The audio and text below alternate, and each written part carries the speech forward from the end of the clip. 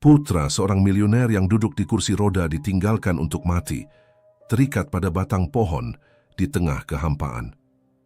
Saat semuanya tampak hilang, seorang gadis miskin dan pendiam mengamatinya dari kejauhan, ragu-ragu apakah harus mendekat. Dengan pisau lipat berkarat di tangannya dan kecurigaan di matanya, ia membuat keputusan yang mengubah nasib keduanya. Jika cerita ini menarik bagi Anda, jangan lupa berlangganan saluran kami dan beritahu kami dari kota mana Anda menonton kami. Lanjutkan. Matahari bersinar tanpa ampun di atas hutan Kalimantan Timur. Angin panas menampar pepohonan yang menjulang tinggi, membuat daun-daun bergesekan seperti bisikan yang mengancam. Di tengah kesunyian hutan yang mematikan itu, seorang anak laki-laki terikat pada sebatang pohon kering. Wajahnya terbakar oleh terik matahari. Pergelangan tangannya terluka oleh tali kasar yang mengikatnya. Kelelahan dan kehausan telah mengambil alih tubuhnya yang lemah. Raden Wijaya, putra tunggal keluarga Adikusuma yang terkenal sebagai pemilik Adikusuma Group, konglomerat pertambangan dan perkebunan terbesar di Indonesia, tidak pernah membayangkan akan berakhir seperti ini. Sejak kecil ia bergantung pada kursi roda akibat kecelakaan yang merenggut kemampuannya untuk berjalan. Hidupnya selalu dikelilingi kemewahan, rumah mewah di kawasan elit Jakarta, pendidikan di sekolah internasional terbaik, dan pelayan yang selalu siap memenuhi segala kebutuhannya. Namun kini kursi rodanya entah di mana. Ia hanya seorang anak lelaki tak berdaya yang ditinggalkan di tengah hutan setelah diculik saat pulang sekolah. Sudah 2 hari ia berada di sana, tanpa makanan, tanpa air, tanpa harapan. Teriakannya hanya dijawab oleh suara burung-burung liar dan desiran angin yang tak peduli. "Tolong siapapun!" Suaranya serak dan lemah, hampir tidak terdengar. Air matanya telah mengering, meninggalkan jejak garam di pipinya yang terbakar matahari. Tidak jauh dari tempat itu, sepasang mata mengintip dari balik semak belukar. Mata yang tajam dan waspada, terbiasa dengan bahaya dan kerasnya hidup. Pemilik mata itu adalah Ayu Setiawati, gadis kecil berusia 12 tahun dengan pakaian lusuh dan kaki telanjang yang kotor. Rambutnya hitam panjang dan kusut, kulitnya gelap terbakar matahari. Tubuhnya kurus namun gesit dan tangguh. Ayu telah hidup sendirian di hutan ini sejak ibunya, Kartika, menghilang 3 tahun lalu. Ibunya adalah buruh di perkebunan kelapa sawit, satu-satunya yang ia miliki di dunia ini. Suatu hari, ibunya pergi bekerja dan tidak pernah kembali. Yang ia tahu hanyalah bahwa ibunya pernah bercerita tentang hal-hal buruk yang terjadi di perkebunan tempatnya bekerja dan bagaimana ia ingin melaporkan hal tersebut. Sejak saat itu, Ayu bertahan hidup dengan mengumpulkan buah-buahan liar, mencari makanan di tempat pembuangan sampah desa terdekat, dan tidur di dalam kerangka bus tua yang ditinggalkan di pinggir jalan hutan. Ia belajar untuk tidak mempercayai orang dewasa, untuk bersembunyi dari petugas sosial yang sesekali datang mencarinya, dan untuk mengandalkan hanya dirinya sendiri. Hari itu, Ayu sedang mencari buah-buahan ketika ia mendengar suara lemah dari kejauhan. Rasa ingin tahunya mengalahkan kewaspadaannya. Dengan langkah hati-hati dan tanpa suara, ia mendekati sumber suara tersebut. Dan disitulah ia melihat Raden, anak laki-laki yang terikat pada pohon kering, terlihat sangat menderita dan hampir tidak sadarkan diri. Ayu ragu. Pengalamannya mengajarkan bahwa orang asing berarti bahaya. Tetapi sesuatu dalam dirinya tergerak melihat keadaan anak laki-laki itu. Mungkin karena ia tahu bagaimana rasanya sendirian dan ketakutan. Mungkin karena ia melihat bayangan dirinya sendiri dalam kerentanan anak itu. Setelah mengamati selama beberapa saat dan memastikan tidak ada orang lain di sekitar, Ayu perlahan mendekati Raden. Tangannya yang kotor menyentuh pipi anak laki-laki itu, memastikan ia masih hidup. Raden membuka matanya perlahan, pandangannya kabur. Siapa kamu?" tanyanya dengan suara parau. Ayu tidak menjawab. Ia mengeluarkan sebilah pisau lipat berkarat dari sakunya, satu-satunya peninggalan ayahnya yang tidak pernah ia kenal, dan mulai memotong tali yang mengikat Raden. Tangannya bergerak cepat dan terampil, hasil dari bertahun-tahun bertahan hidup di alam liar. Ketika tali terlepas, Raden jatuh ke depan. Tubuhnya terlalu lemah untuk bertahan tegak. Ayu menangkapnya dengan tubuhnya yang mungil namun kuat, terbiasa dengan perjuangan fisik. "Kamu tidak bisa berjalan?" tanya Ayu, akhirnya berbicara dengan suara yang hampir berbisik. Raden menggelengkan kepalanya lemah. "Kursi roda, mereka mengambil kursi rodaku." Ayu mengerutkan dahinya, berpikir keras. Ia tidak tahu apa itu kursi roda, tetapi ia paham bahwa anak ini tidak bisa menggunakan kakinya. Dengan tekad yang kuat, ia meninggalkan Raden sejenak dan kembali beberapa saat kemudian dengan 2 batang kayu besar yang ia serit dengan susah payah. Dengan keahlian yang muncul dari kebutuhan bertahan hidup, Ayu merakit semacam tandu sederhana, menggunakan kayu, liana, dan daun-daun besar. Ia membantu Raden naik ke atasnya dan mulai menariknya melalui jalan setapak hutan yang ia kenal dengan baik. "Kamu mau membawaku kemana?" tanya Raden. Ketakutan bercampur harapan dalam suaranya. "Tempat aman," jawab Ayu singkat, matanya tetap waspada menyapu lingkungan sekitar. Perjalanan itu terasa sangat panjang. Ayu berhenti beberapa kali untuk beristirahat dan memberikan Raden air dari daun yang ia lipat membentuk wadah. Air itu keruh dan hangat, tetapi bagi Raden yang hampir mati kehausan, itu terasa seperti minuman paling lezat yang pernah ia rasakan. Ketika mereka akhirnya tiba di rumah Ayu, kerangka bus tua yang setengah tertanam di tanah, hari sudah mulai gelap. Dengan hati-hati, Ayu membantu Raden masuk ke dalam bas dan membaringkannya di atas tumpukan kain dan karung yang menjadi tempat tidurnya. Dari sudut bas, ia mengambil kaleng berkarat berisi air yang ia kumpulkan dari sungai kecil. Dengan lembut, ia membasuh wajah Raden yang kotor dan terbakar matahari. Kemudian ia mengeluarkan kaleng makanan yang ia temukan di tempat sampah. Beberapa hari lalu, kacang merah yang sudah sedikit penyok, tetapi masih bisa dimakan. "Makanlah," kata Ayu, menyodorkan makanan itu kepada Raden. Raden, yang biasa makan di restoran mewah dengan peralatan makan perak, menatap kaleng itu dengan ragu.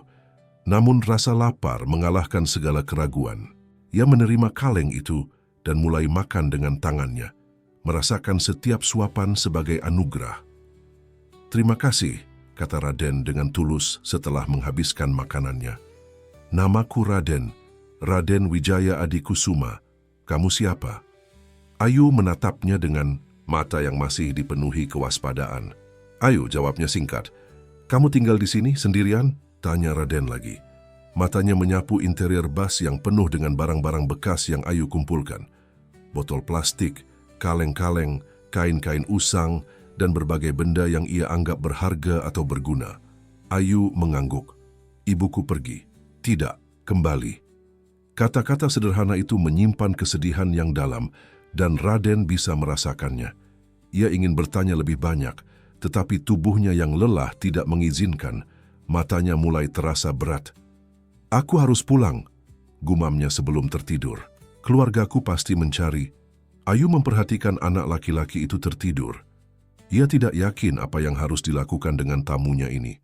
Yang ia tahu hanyalah bahwa untuk pertama kalinya dalam waktu yang sangat lama, ia tidak sendirian lagi.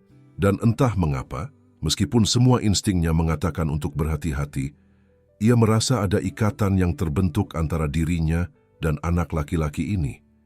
Ikatan yang lahir dari kerentanan dan kebutuhan yang sama untuk bertahan hidup. Di luar, bus bulan mulai naik di atas kanopi hutan Kalimantan.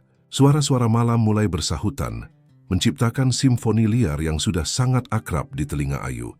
Malam itu, untuk pertama kalinya, Ayu tidak meringkuk sendirian di tempat tidurnya.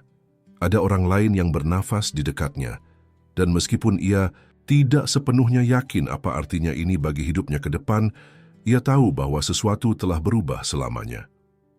Pagi menyingsing di hutan Kalimantan, cahaya matahari menerobos melalui celah-celah jendela bus tua yang menjadi rumah Ayu.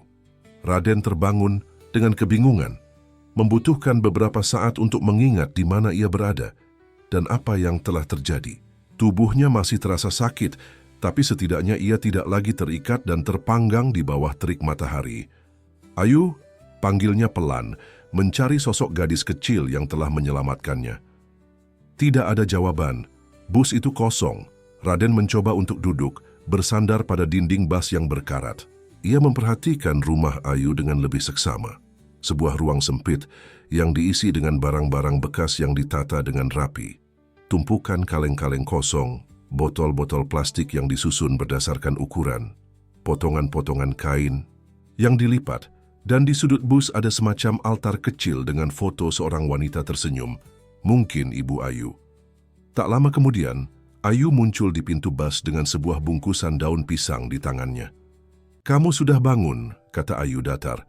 Meskipun ada kilatan lega di matanya, ia mendekati Raden dan menyodorkan bungkusan daun pisang itu. "Makan." Raden membuka bungkusan tersebut dan menemukan beberapa potong singkong rebus dan sedikit nasi yang dibentuk seperti bola-bola kecil. "Terima kasih," katanya tulus. "Kamu dapat ini dari mana?" "Desa. Dekat sini," jawab Ayu singkat sambil duduk bersila di hadapan Raden. Matanya tak lepas dari anak laki-laki itu. "Mereka sering memberi aku makanan." Raden mengangguk, mulai memakan sarapannya dengan lahap. Singkong itu keras dan hambar, nasi itu sedikit basi, tapi baginya yang kelaparan, itu adalah makanan terlezat. "Kenapa kamu di sini?" tanya Ayu tiba-tiba. "Di hutan terikat." Raden menelan makanannya, matanya meredup mengingat kejadian itu. "Aku diculik saat pulang sekolah." Ia berhenti sejenak, mencoba mengingat detail-detailnya. "Ada mobil hitam, orang-orang bertopeng. Mereka memaksaku masuk ke mobil, membawaku ke hutan ini, mengambil kursi rodaku dan meninggalkanku terikat di pohon itu." "Kursi roda?" Ayu mengerutkan dahinya. "Itu semacam kursi dengan roda untuk orang yang tidak bisa berjalan seperti aku." "Jelas, Raden. Aku lumpuh sejak kecil, kakiku tidak bisa digerakkan." Ayu mengangguk pelan, matanya turun ke kaki Raden yang tak bergerak. Ia mengulurkan tangannya ragu-ragu, lalu menyentuh kaki Raden. "Tidak terasa?" Raden menggeleng. "Tidak, sama sekali tidak." Ayu terlihat memikirkan sesuatu, lalu tiba-tiba bangkit. "Tunggu." Ia keluar dari bus dan kembali beberapa menit kemudian dengan sepotong kayu panjang dan beberapa ranting. Dengan cekatan, ia mulai merakit sesuatu yang menyerupai tongkat kruk sederhana. "Untuk bergerak," katanya sambil menyerahkan kruk buatannya kepada Raden. Raden terpana dengan inisiatif dan kecerdasan gadis itu. Ia menerima kruk tersebut dan mencoba menggunakannya untuk bergerak. Meskipun canggung dan tidak sempurna, setidaknya ia bisa sedikit menggerakkan tubuhnya tanpa harus merangkak. "Terima kasih, Ayu. Ini sangat membantu," kata Raden, senyum tulus menghiasi wajahnya yang masih lelah. "Aku harus menghubungi keluargaku. Mereka pasti sangat khawatir." Ayu terlihat ragu. "Tidak ada telepon di sini." "Apa ada desa dekat sini yang memiliki telepon? Atau tempat di mana aku bisa mendapat sinyal untuk telepon genggam?" tanya Raden penuh harap. Ayu terdiam sejenak, tampak berpikir. "Ada bukit di sana." Ia menunjuk ke arah utara. "Kadang-kadang aku melihat orang-orang desa pergi ke sana untuk menggunakan telepon mereka." Wajah Raden langsung cerah. "Bisakah kamu membawaku ke sana? Aku perlu menghubungi temanku Putri. Dia polisi sekarang. Dia bisa membantu kita." Kata "kita" itu membuat Ayu terdiam. Ia menatap Raden dengan tatapan yang sulit diartikan, campuran antara ragu, harap, dan takut. "Kita?" tanyanya pelan. Raden mengangguk yakin. "Ya, kita. Aku tidak akan meninggalkanmu di sini sendirian, Ayu. Kamu telah menyelamatkan hidupku. Aku akan memastikan kamu juga selamat." Kata-kata itu terlalu besar, terlalu indah untuk dipercaya bagi Ayu yang telah terbiasa dengan kekecewaan. Namun, sesuatu dalam tatapan Raden membuat sebagian kecil dari dirinya ingin percaya. "Baiklah," kata Ayu akhirnya. "Aku akan membawamu ke bukit besok. Hari ini kamu masih harus istirahat." Raden mengangguk setuju, menyadari bahwa tubuhnya memang masih terlalu lemah untuk perjalanan jauh. Ia menghabiskan sisa harinya berbicara dengan Ayu, mencoba mengenal gadis pendiam yang telah menyelamatkan hidupnya. Sedikit demi sedikit, Ayu mulai membuka diri. Ia bercerita tentang ibunya, Kartika, yang bekerja di perkebunan kelapa sawit milik sebuah perusahaan besar. Bagaimana ibunya sering pulang larut malam, lelah tetapi selalu punya cerita untuk Ayu. Bagaimana suatu hari ibunya tampak sangat cemas, berbisik tentang hal-hal buruk yang ia lihat di perkebunan. Dan kemudian, bagaimana ibunya pergi bekerja pada suatu pagi dan tidak pernah kembali. Orang desa mencari, kata Ayu, matanya menatap jauh keluar jendela bus. Tapi tidak menemukan apa-apa. Mereka bilang mungkin ibu pergi ke kota meninggalkanku, tapi aku tahu ibu tidak akan melakukan itu. Raden mendengarkan dengan hati yang semakin berat. Ia tidak bisa membayangkan hidup sendirian di hutan seperti yang Ayu lakukan selama bertahun-tahun. Dan ayahmu? Tanya Raden hati-hati. Ayu menggeleng. Tidak pernah tahu. Ibu tidak pernah cerita. Raden kemudian bercerita tentang hidupnya, tentang rumahnya yang besar di Jakarta, tentang sekolahnya yang mewah, tentang ayahnya yang sibuk menjalankan perusahaan besar, dan tentang ibunya yang lembut, tetapi sering tenggelam dalam kegiatan sosialita. Ia bercerita tentang kesepiannya meskipun dikelilingi oleh banyak orang dan kemewahan. Kadang-kadang aku merasa seperti hiasan, kata Raden pelan, anak yang malang dalam kursi roda, yang harus dilindungi dan dikasihani, tetapi tidak benar-benar didengarkan. Ayu mendengarkan dengan mata yang penuh pengertian. Meskipun mereka berasal dari dunia yang berbeda, ada kesepian yang sama yang mereka rasakan, ada kerinduan akan koneksi yang tulus yang mereka bagi. Malam itu, ketika bulan kembali naik di atas hutan Kalimantan, Raden dan Ayu berbaring berdampingan di atas tumpukan kain bekas yang menjadi tempat tidur Ayu. Mereka berbagi kehangatan tubuh dan cerita-cerita kecil hingga akhirnya tertidur. Untuk pertama kalinya dalam hidup mereka, keduanya tidak merasa sendirian. Keesokan harinya, Ayu membantu Raden bersiap untuk perjalanan ke bukit. Ia membuat tas kecil dari kain untuk membawa sedikit persediaan makanan dan air. Dengan kruk buatan, Ayu di satu tangan dan bantuan Ayu di sisi lainnya, Raden mulai berjalan tertatih-tatih melalui jalan setapak hutan. Perjalanan itu berat. Berkali-kali Raden harus berhenti untuk beristirahat, keringatnya bercucuran, nafasnya tersengal. Tetapi Ayu selalu di sisinya, sabar dan tangguh, memberikan dukungan tanpa kata-kata. Keduanya tahu bahwa ini adalah kesempatan terbaik mereka untuk mendapatkan bantuan. Setelah beberapa jam yang melelahkan, mereka akhirnya tiba di puncak bukit. Dari sana mereka bisa melihat hamparan hutan yang luas, dan di kejauhan garis-garis lurus perkebunan kelapa sawit yang membentang hingga horizon. Ini tempatnya, kata Ayu, menunjuk ke sebongkah batu besar di puncak bukit. Orang-orang desa biasanya berdiri di sini untuk mendapatkan sinyal. Raden memeriksa telepon genggam yang ia sembunyikan di dalam sepatu selama penculikan. Para penculiknya tidak memeriksa di sana. Baterai telepon itu tinggal sedikit, tetapi masih cukup untuk satu panggilan. Dan benar saja di puncak bukit itu, teleponnya menunjukkan 2 bar sinyal. Dengan jari-jari yang gemetar, Raden menghubungi nomor Putri, teman masa kecilnya yang kini menjadi polisi di Jakarta. Telepon berdering beberapa kali dan kemudian ada suara di ujung lain. Halo? Suara wanita itu terdengar bingung, tidak mengenali nomor yang menelepon. Putri, ini aku, Raden, kata Raden dengan suara bergetar menahan tangis. Aku diculik, Putri. Dibawa ke hutan di Kalimantan, aku butuh bantuan. Terdengar suara terkesiap, lalu suara Putri yang penuh ketegasan profesional mengambil alih.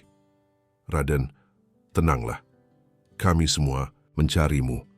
Ayahmu sudah mengerahkan tim pencari ke seluruh negeri. Ceritakan padaku apa yang terjadi dan di mana tepatnya kamu sekarang. Raden menceritakan penculikannya dengan singkat, lalu menjelaskan bagaimana Ayu menemukannya dan menyelamatkannya. Aku tidak tahu persisnya di mana ini, Putri, tapi kami berada di puncak bukit di tengah hutan Kalimantan Timur. Aku bisa melihat perkebunan kelapa sawit dari sini. Nyalakan GPS teleponmu, Raden. Kami akan melacak lokasimu, instruksi Putri. Bertahanlah di sana. Kami akan mengirim tim penyelamat secepatnya. Setelah Raden melakukan apa yang diminta dan memastikan Putri mendapatkan koordinat lokasinya, ia menutup telepon untuk menghemat baterai. Ia berpaling kepada Ayu dengan wajah penuh kelegaan. Mereka akan datang, Ayu, kita akan selamat. Tetapi alih-alih terlihat lega, Ayu justru tampak cemas. Matanya bergerak-gerak gelisah, tangannya meremas-remas ujung bajunya yang lusuh. Ada apa, Ayu? Tanya Raden, menyadari ketidaknyamanan gadis itu. Aku tidak suka orang banyak, jawab Ayu pelan. Tidak suka tempat-tempat ramai atau bangunan tertutup. Raden meraih tangan Ayu, meremasnya lembut. Kamu tidak perlu takut, aku akan bersamamu. Tidak akan ada yang memaksamu melakukan apapun yang tidak kamu inginkan. Ayu menatap Raden lama, mencari kepastian dalam matanya. Akhirnya ia mengangguk kecil, meskipun kecemasannya tidak sepenuhnya hilang. Mereka menunggu di puncak bukit itu, duduk bersisian di atas batu besar, menatap langit yang mulai berubah warna menjadi jingga kemerahan. Raden bercerita tentang Jakarta, tentang gedung-gedung tinggi, mobil-mobil yang berseliweran dan lampu-lampu kota yang tidak pernah padam. Ayu mendengarkan dengan penuh keajaiban, membayangkan dunia yang begitu berbeda dari hutan yang ia kenal. Apakah di sana ada bintang? Tanya Ayu, matanya menatap langit senja yang mulai memunculkan titik-titik cahaya pertama. Raden tersenyum sedih, tidak banyak. Lampu kota terlalu terang membuat bintang sulit terlihat. Aku akan merindukan bintang-bintang, gumam Ayu, dan kata-kata itu membuat hati Raden terenyuh. Bagi Ayu, bintang-bintang adalah teman setianya selama bertahun-tahun hidup sendirian. Kita akan menemukan tempat di mana kita bisa melihat bintang. Janji Raden menggenggam tangan Ayu lebih erat. Aku berjanji. Ketika malam semakin larut dan udara semakin dingin, Ayu dan Raden berbagi kehangatan, duduk merapat satu sama lain. Raden merasakan kedamaian aneh di tengah situasi genting ini. Bersama Ayu, ia merasa lebih hidup, lebih nyata, daripada yang pernah ia rasakan selama hidupnya yang terlindungi di Jakarta. Suara baling-baling helikopter memecah keheningan pagi hutan Kalimantan. Raden dan Ayu yang tertidur di puncak bukit terbangun dengan terkejut. Matahari baru saja mulai muncul di ufuk timur, mewarnai langit dengan semburat merah muda dan oranye. Mereka datang, seru Raden dengan wajah berseri-seri, matanya menatap helikopter yang mendekat dengan lambang kepolisian Indonesia pada badannya. Ayu sebaliknya, langsung berdiri dengan sikap defensif. Tubuhnya tegang, matanya waspada seperti hewan liar yang siap melarikan diri. Tangannya secara otomatis mencari pisau lipat berkarat yang selalu ia bawa. Tidak apa-apa, Ayu. Raden berusaha menenangkannya, meski suaranya hampir tenggelam oleh deru helikopter yang semakin dekat. Mereka orang baik, mereka akan membantu kita. Helikopter itu mendarat di area terbuka tak jauh dari tempat mereka berada. Pintu helikopter terbuka dan beberapa orang berlompatan keluar. Petugas polisi berseragam, para medis dengan tas medis, dan seorang wanita muda dalam balutan seragam polisi yang berbeda dari yang lain. Raden! Wanita itu berlari ke arah mereka. Wajahnya campuran antara lega dan khawatir. Putri, Raden melambaikan tangannya dengan antusias. Putri Handayani, sahabat masa kecil Raden yang kini menjadi detektif polisi, berlutut di samping Raden dan memeluknya erat. Ya Tuhan Raden, kami semua sangat khawatir, ayahmu hampir gila mencarimu. Sementara itu, Ayu perlahan-lahan mundur, berusaha menjauh dari keramaian yang mendadak memenuhi bukit yang biasanya sunyi. Matanya bergerak liar, mencari jalan kabur. Ayu, tunggu, panggil Raden, menyadari gerakan mundur gadis itu. Putri, ini Ayu. Dia yang menyelamatkanku. Aku tidak akan hidup jika bukan karena dia. Putri berpaling ke arah Ayu, matanya melembut melihat gadis kecil yang tampak ketakutan itu. Dengan gerakan perlahan dan hati-hati, ia mendekati Ayu. Halo Ayu, aku Putri, teman Raden, katanya dengan suara lembut. Terima kasih telah menyelamatkan temanku. Kamu sangat berani. Ayu tidak menjawab. Matanya tetap waspada meskipun ia berhenti, mundur. Tangannya masih menggenggam erat pisau lipatnya. Dia tidak suka keramaian, jelas Raden, dan dia tidak percaya pada orang dewasa.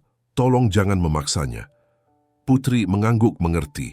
Tidak ada yang akan memaksamu melakukan apapun, Ayu. Kami hanya ingin membawamu dan Raden ke tempat yang aman. Tim para medis mendekati Raden, mulai memeriksa kondisinya. Mereka menemukan luka-luka di pergelangan tangannya akibat tali, dehidrasi, dan kelelahan. Tapi secara keseluruhan kondisinya cukup baik berkat perawatan Ayu. "Kami perlu membawamu ke rumah sakit, Raden," kata salah satu para medis. "Dan kami juga butuh memeriksa gadis itu." Raden menggeleng. "Aku tidak akan pergi tanpa Ayu, dan dia tidak akan mau pergi ke rumah sakit atau tempat ramai lainnya." "Tapi Raden," para medis itu mulai membantah. "Tidak, aku tidak akan pergi tanpa dia," tegas Raden. "Bisakah kita pergi ke suatu tempat yang lebih tenang dulu? Mungkin rumah di desa terdekat? Beri kami waktu untuk menyesuaikan diri sebelum kembali ke Jakarta." Putri, melihat keteguhan Raden dan ketakutan Ayu, mengambil keputusan. "Baiklah, aku tahu villa milik keluargamu di Samarinda. Kita bisa pergi ke sana dulu. Aku akan menghubungi ayahmu dan tim medis untuk datang ke sana." Dengan keputusan itu, Putri perlahan mendekati Ayu lagi. "Ayu, kamu mau ikut dengan kami? Kami akan pergi ke rumah yang tenang, tidak banyak orang. Kamu bisa tetap bersama Raden." Ayu menatap Raden mencari kepastian. Raden mengangguk meyakinkan. "Aku berjanji Ayu, kita akan tetap bersama." Setelah beberapa saat yang terasa panjang, Ayu akhirnya mengangguk kecil. Namun, ketika tim para medis mencoba mendekatinya, ia mundur, lagi dengan ketakutan. "Biarkan dia bersamaku," kata Raden. "Dia akan baik-baik saja." Dengan bantuan Putri dan seorang para medis, Raden berdiri dan mulai berjalan tertatih-tatih menuju helikopter, bertumpu pada kruk buatan Ayu. Ayu mengikuti dari dekat, matanya tetap waspada. Ketika mereka tiba di helikopter, Ayu terhenti. Matanya melebar penuh ketakutan menatap mesin besar itu. Ia tidak pernah melihat sesuatu seperti itu sebelumnya, apalagi naik ke dalamnya. "Ini seperti bus besar yang bisa terbang, Ayu," jelas Raden berusaha menenangkannya. "Kita akan duduk di dalamnya dan ia akan membawa kita ke rumah yang tenang dalam waktu singkat." Ayu masih ragu, tapi ketika Raden masuk ke dalam helikopter dan mengulurkan tangannya, ia perlahan menyambut uluran tangan itu dan naik ke dalam dengan hati-hati. Di dalam helikopter, Ayu duduk merapat pada Raden, tubuhnya tegang dan tangannya berkeringat dingin. Raden menggenggam tangannya erat, memberikan ketenangan. Ketika helikopter lepas landas, Ayu menutup matanya rapat-rapat, tubuhnya bergetar. Raden berbisik menenangkan di telinganya, bercerita tentang tempat-tempat indah yang akan mereka lihat. Perlahan, Ayu membuka matanya dan menatap keluar jendela. Pemandangan hutan Kalimantan dari udara membuat nafasnya tertahan, hamparan hijau yang luas, sungai-sungai yang berkelok seperti ular perak, dan di kejauhan laut biru yang berkilauan. "Indah, bukan?" tanya Raden dengan senyum. Ayu mengangguk, matanya tak lepas dari pemandangan di bawah. Untuk sesaat ketakutannya terlupakan, digantikan oleh kekaguman. Perjalanan ke villa keluarga Adikusuma di pinggiran Samarinda tidak memakan waktu lama. Villa mewah bergaya kolonial itu berdiri di atas bukit kecil, dikelilingi oleh taman tropis yang luas dan pagar tinggi yang memberikan privasi. Ketika helikopter mendarat di helipad pribadi villa, Ayu kembali tegang. "Kita akan baik-baik saja di sini," Raden meyakinkan. "Ini tempat yang tenang, tidak akan ada banyak orang." Mereka disambut oleh penjaga villa dan beberapa staf yang tampak terkejut melihat kondisi Raden dan gadis kecil lusuh di sampingnya. Putri dengan cepat menjelaskan situasinya dan meminta mereka untuk mempersiapkan kamar untuk Raden dan Ayu. "Kamar, kami harus berdekatan," tegas Raden ketika melihat Ayu mulai cemas lagi. "Tentu, Tuan Muda," jawab kepala pelayan dengan hormat. Putri membantu Raden dan Ayu masuk ke dalam villa. Ayu terlihat terpesona sekaligus takut melihat kemewahan di sekitarnya. Lantai marmer yang berkilau, perabotan antik yang mewah, lukisan-lukisan mahal di dinding, dan chandelier kristal yang menggantung dari langit-langit tinggi. "Ini rumahmu?" tanya Ayu pelan. Matanya menyapu ruangan dengan takjub. "Salah satunya," jawab Raden, mendadak merasa malu dengan kekayaan keluarganya. "Villa ini jarang digunakan. Ayahku lebih suka tinggal di Jakarta." Mereka diantar ke kamar-kamar yang telah disiapkan. Kamar Raden luas dan mewah dengan tempat tidur king size, sedangkan kamar Ayu yang bersebelahan sedikit lebih kecil namun sama mewahnya. Ayu berdiri di ambang pintu kamarnya, ragu untuk masuk. Terlalu besar, gumamnya, tidak terbiasa dengan ruangan seluas itu. Kamu bisa tidur di kamarku jika mau, tawar Raden, memahami ketidaknyamanan Ayu. Atau kita bisa meminta mereka menyiapkan tempat tidur yang lebih kecil.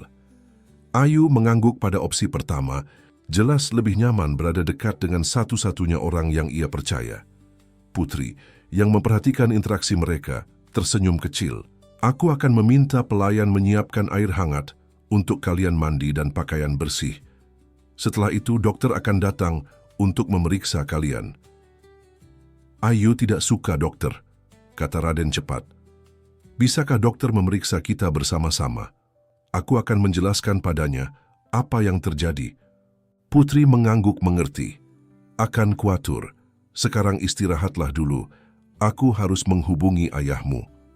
Setelah Putri pergi, pelayan wanita datang dengan handuk bersih dan pakaian ganti. Ia membantu mempersiapkan air hangat untuk mandi di kamar mandi mewah yang terhubung dengan kamar Raden. Ayu memandang bathtub besar dengan bingung. "Ini kolam?" tanyanya polos. Raden tersenyum. "Semacam itu, untuk mandi. Air hangatnya terasa enak di kulit." Dengan bantuan pelayan wanita, Ayu mandi untuk pertama kalinya dalam air hangat yang bersih. Rambutnya yang kusut dicuci dengan sampo wangi, kulitnya yang kotor digosok lembut hingga bersih. Ketika ia keluar dari kamar mandi, mengenakan dress sederhana yang terlalu besar untuknya, ia hampir tidak dikenali.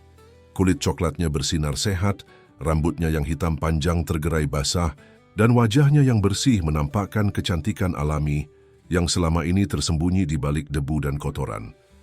Raden, yang sudah selesai mandi dan berganti pakaian, terpana melihat transformasi Ayu. "Kamu terlihat berbeda," katanya kagum. Ayu menyentuh dress barunya dengan canggung. "Aneh, terlalu besar." "Kita akan mendapatkan pakaian yang pas untukmu nanti," janji Raden. "Bagaimana perasaanmu sekarang?" "Bersih," jawab Ayu singkat, tapi ada senyum kecil di bibirnya. "Dan lapar." Seolah mendengar percakapan mereka, seorang pelayan datang membawa nampan berisi makanan, nasi putih, sup ayam, sayuran rebus, dan buah-buahan segar.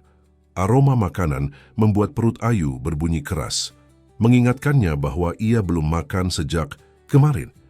Mereka makan dengan lahap, terutama Ayu yang belum pernah merasakan makanan seenak itu sebelumnya. Raden memperhatikannya dengan senang, melihat bagaimana gadis itu menikmati setiap suapan dengan mata berbinar. Setelah makan, dokter datang untuk memeriksa mereka. Seperti yang diminta, dokter memeriksa Raden terlebih dahulu, sementara Ayu memperhatikan dari sudut ruangan, masih waspada. Dokter mengonfirmasi bahwa Raden mengalami dehidrasi ringan dan beberapa luka superficial, tapi secara keseluruhan kondisinya baik. "Sekarang giliran temanmu," kata dokter dengan lembut, menatap Ayu. "Bolehkah aku memeriksamu, nak?" Ayu menatap Raden yang mengangguk meyakinkan. "Tidak apa-apa, Ayu. Dokter hanya ingin memastikan kamu sehat." Dengan enggan, Ayu mendekati dokter, tapi tetap menjaga jarak. Dokter dengan sabar menjelaskan setiap langkah yang akan ia lakukan sebelum melakukannya. Mendapatkan persetujuan Ayu terlebih dahulu. Ia menemukan bahwa Ayu mengalami malnutrisi ringan, beberapa luka lama yang tidak terawat dengan baik, dan masalah gigi yang membutuhkan perawatan. Dia perlu nutrisi yang baik, multivitamin dan perawatan gigi, kata dokter kepada putri yang baru kembali. Tapi secara keseluruhan, dia anak yang sangat tangguh. Tubuhnya telah beradaptasi dengan baik terhadap kondisi sulit. Putri mengangguk, mencatat semua rekomendasi dokter. Setelah dokter pergi, ia duduk di tepi tempat tidur Raden dengan wajah serius. "Ayahmu akan tiba besok pagi, Raden," katanya. "Dia sangat lega mendengar kamu selamat." Raden mengangguk, tapi ada kekhawatiran di matanya.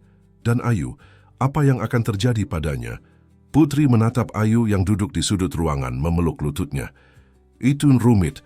Dia tidak memiliki dokumen identitas apapun. Tidak ada akte kelahiran, kartu keluarga, atau catatan apapun. Secara hukum, dia tidak ada. Tapi dia nyata. Dia di sini." Protes Raden. "Kita harus membantunya, Putri.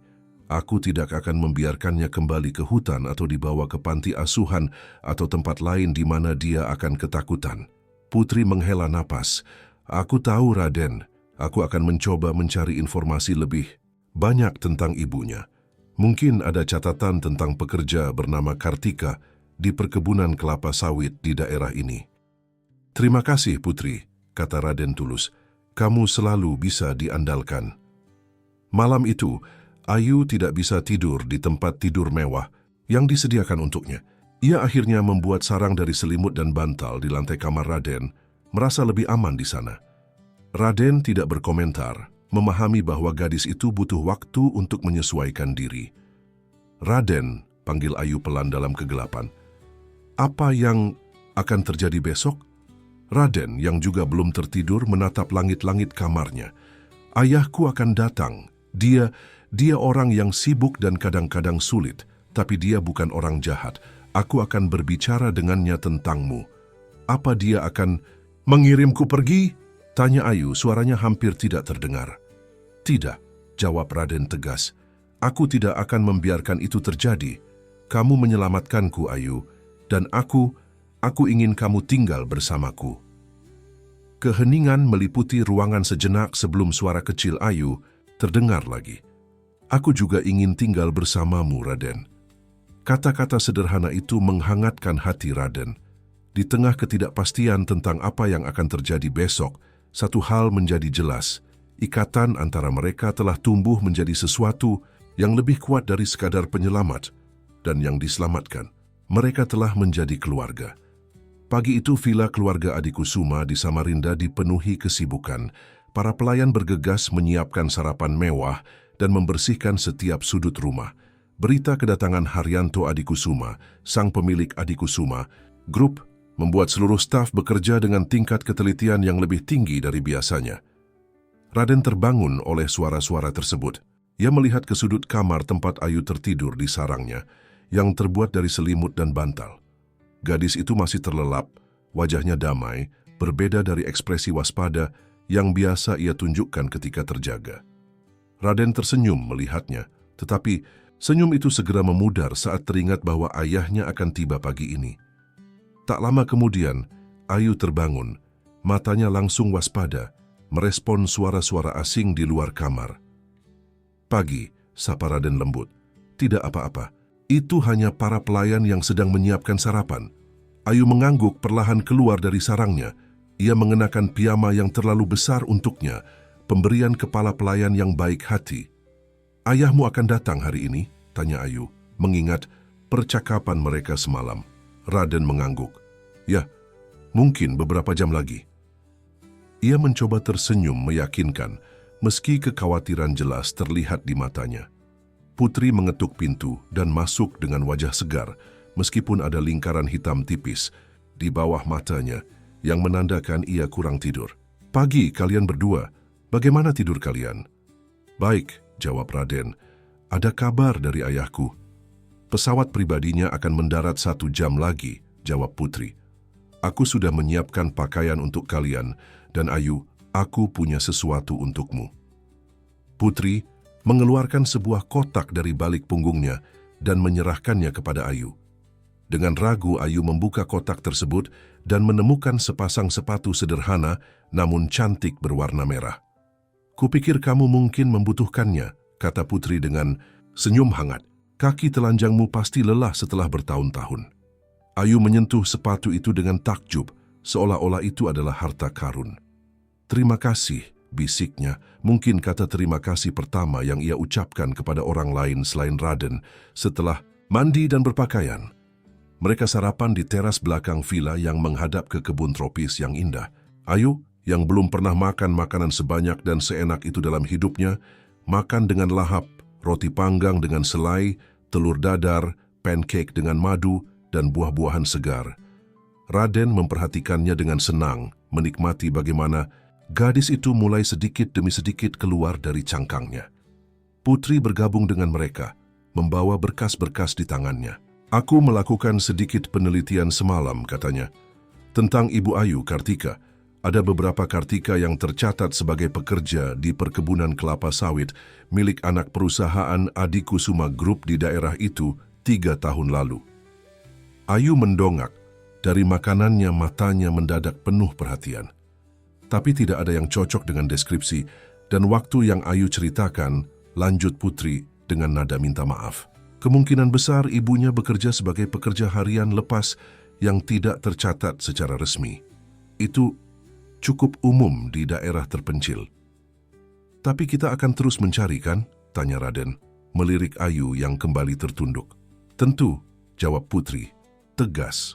Aku sudah meminta tim investigasi untuk memeriksa laporan orang hilang di wilayah tersebut dalam 3 tahun terakhir.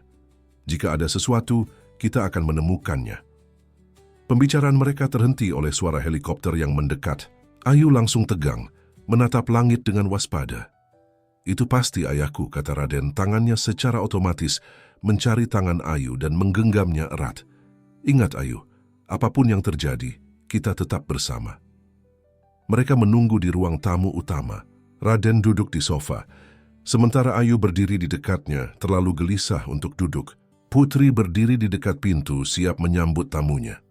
Tak lama kemudian, pintu terbuka dan Haryanto Adikusuma melangkah masuk dengan langkah cepat dan tegas. Pria paruh baya dengan rambut beruban di sisi-sisinya, itu mengenakan setelan bisnis, mahal jam tangan mewah dan ekspresi yang sulit dibaca, campuran antara lega, cemas, dan lelah. Raden, serunya saat melihat putranya, bergegas menghampiri dan memeluknya erat. Putraku, syukurlah kamu selamat. Raden, yang biasanya canggung dengan ayahnya yang sibuk dan jarang di rumah, balas memeluk dengan erat. Ayah. Untuk beberapa saat, ayah dan anak itu hanya berpelukan dalam diam, menikmati momen reuni yang hampir tidak terjadi. Kemudian Haryanto melepaskan pelukannya dan memegang bahu Raden, mengamati wajahnya yang masih menunjukkan tanda-tanda kelelahan. Bagaimana kondisimu? Apa kamu terluka? Siapa yang melakukan ini padamu? Tanyanya bertubi-tubi. Aku baik-baik saja, ayah, jawab Raden, berkat Ayu. Haryanto mengikuti arah pandangan Raden dan untuk pertama kalinya menyadari keberadaan gadis kecil yang berdiri dengan gelisah di dekat putranya. Matanya menyipit, mengamati Ayu dari ujung kepala hingga ujung kaki. Siapa dia? Tanyanya dengan nada yang mendadak lebih dingin. Ini Ayu, ayah, Raden memperkenalkan dengan bangga. Dia yang menemukanku di hutan dan menyelamatkanku. Tanpa dia aku tidak akan bertahan. Haryanto menatap Ayu lebih lama, kemudian mengangguk kaku. Terima kasih telah menyelamatkan putraku, katanya formal. Ayu tidak menjawab, hanya menundukkan kepalanya. Jelas tidak nyaman menjadi pusat perhatian. Dia tinggal sendirian di hutan selama bertahun-tahun. Ayah, lanjut Raden. Ibunya menghilang saat bekerja di perkebunan kelapa sawit. Sesuatu yang tidak terbaca melintas di mata Haryanto. Begitu, katanya singkat. Putri, bisa kita bicara sebentar? Di ruangan lain. Putri mengangguk dan mengikuti Haryanto ke ruang kerja di villa tersebut. Segera setelah pintu tertutup, Raden bisa mendengar suara ayahnya yang meninggi, meskipun kata-katanya tidak jelas. Dia tidak menyukaiku, kata Ayu pelan, menatap pintu ruang kerja dengan cemas. Bukan begitu, Raden mencoba meyakinkan, meskipun ia sendiri tidak yakin. Ayahku dia tipe orang yang perlu waktu untuk menerima hal-hal baru. Di dalam ruang kerja, Haryanto berjalan mondar-mandir dengan gelisah. Kamu tidak mengatakan padaku bahwa ada gadis liar terlibat dalam semua ini, katanya pada Putri. Aku menyebutkannya dalam laporanku, Pak, jawab Putri tenang. Gadis itu yang menyelamatkan Raden. Dia bertahan hidup sendirian di hutan selama bertahun-tahun setelah ibunya menghilang, seorang pekerja perkebunan bernama Kartika. Haryanto terhenti, mengusap wajahnya dengan frustasi. Apa kamu tahu apa? Artinya ini, media akan menggila. Putra konglomerat diselamatkan oleh gadis hutan. Dan jika benar ibunya adalah pekerja di salah satu perkebunan kami yang kemudian menghilang, saya mengerti kekhawatiran Anda, kata Putri hati-hati. Tapi Raden sangat terikat dengan gadis itu. Mereka telah melalui pengalaman traumatis bersama. Memisahkan mereka sekarang bisa berdampak buruk pada psikologis keduanya. Haryanto menghela napas panjang. Aku hanya ingin membawa putraku pulang dan melupakan semua mimpi buruk ini. Sudah cukup buruk dia diculik dan kita masih belum tahu siapa pelakunya. Tim investigasi sedang bekerja untuk itu, jelas Putri. Tapi sementara itu mungkin sebaiknya kita fokus pada kondisi Raden dan masa depan Ayu. Masa depannya? Haryanto mengangkat alis. Apa maksudmu? Raden sangat mengkhawatirkan nasib Ayu. Dia tidak ingin gadis itu dikirim ke panti asuhan atau sistem perawatan anak negara. Dan secara teknis gadis itu bahkan tidak memiliki identitas legal. Haryanto menggelengkan kepalanya. Jadi apa yang diinginkan Raden? Membawanya pulang bersama kita. Itu tidak masuk akal, Putri. Kita bahkan tidak tahu apa-apa tentang gadis itu. Yang kita tahu adalah dia menyelamatkan putra Anda, jawab Putri tenang. Dan menurut pendapat profesionalku sebagai polisi, dia hanya seorang anak yang telah mengalami trauma dan kehilangan besar. Percakapan mereka terhenti ketika pintu terbuka dan Raden muncul di ambang pintu, berdiri dengan bantuan kruk yang telah disiapkan untuknya. Raden, kamu seharusnya beristirahat, kata Haryanto, langsung mengubah nada suaranya menjadi lebih lembut. Aku mendengar kalian berbicara tentang Ayu, kata Raden langsung. Ayah, aku ingin dia ikut pulang bersama kita ke Jakarta. Haryanto menghela napas. Raden, ini bukan hal sederhana. Gadis itu... Namanya Ayu, potong Raden, sesuatu yang tidak pernah ia lakukan sebelumnya terhadap ayahnya. Dan dia telah menyelamatkan hidupku. Aku tidak akan meninggalkannya. Haryanto menatap putranya dengan campuran terkejut dan bangga akan ketegasannya yang baru.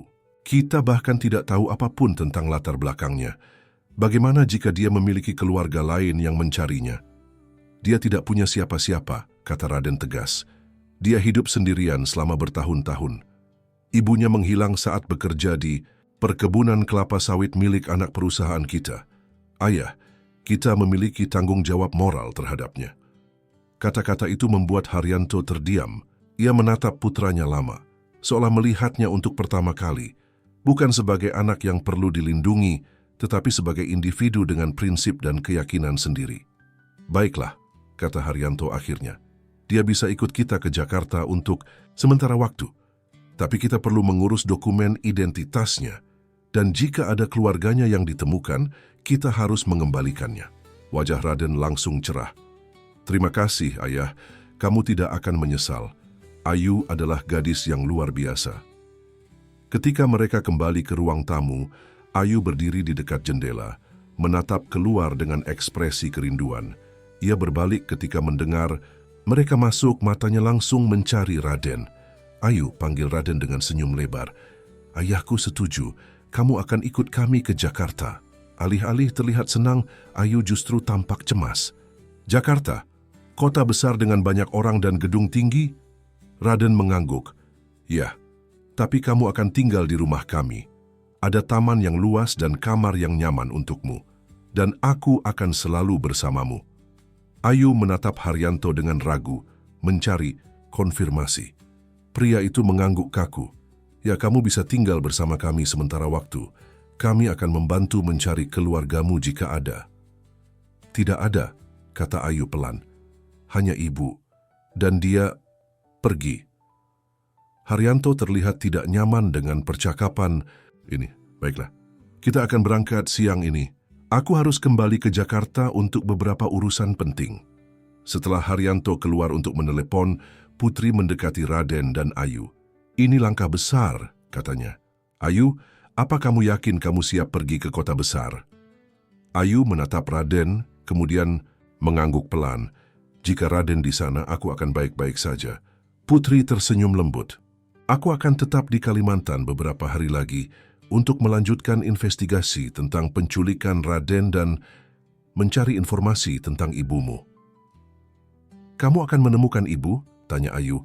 Matanya mendadak penuh harap. Putri tidak ingin memberikan harapan palsu. Aku akan melakukan yang terbaik untuk mencari tahu apa yang terjadi padanya. Itu janjiku. Siang itu mereka bersiap-siap untuk berangkat ke Jakarta dengan jet pribadi keluarga Adi Kusuma. Ayu, yang belum pernah melihat pesawat sebelumnya, menatap mesin terbang itu dengan mata terbelalak ketakutan.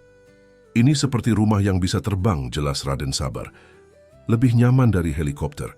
kamu akan menyukainya. Dengan enggan, Ayu naik ke dalam pesawat, menggenggam erat tangan Raden. Di dalam, ia terpesona melihat interior mewah jet pribadi tersebut.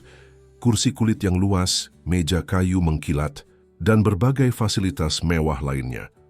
Haryanto sudah duduk di dalam, sibuk dengan laptopnya. Ia hampir tidak memperhatikan ketika Raden membantu Ayu duduk dan memasang sabuk pengaman. Dari kaca jendela, Ayu melihat putri melambaikan tangan dari landasan, dan ia membalas dengan lambaian kecil. Ketika pesawat mulai bergerak, Ayu mencengkeram tangan Raden dengan sangat erat hingga buku-buku jarinya memutih. Raden berbisik menenangkan, bercerita tentang awan dan bagaimana rasanya terbang di atas mereka. Perlahan, ketakutan Ayu mereda, digantikan oleh keajaiban melihat dunia dari ketinggian, hutan Kalimantan yang luas, sungai-sungai yang berkelok, dan lautan yang berkilauan. Lihat, Ayu, dunia sangat luas, kata Raden lembut, dan kita akan menjelajahinya bersama. Ayu mengangguk, matanya tidak lepas dari pemandangan di bawah. Tapi apakah di Jakarta ada bintang?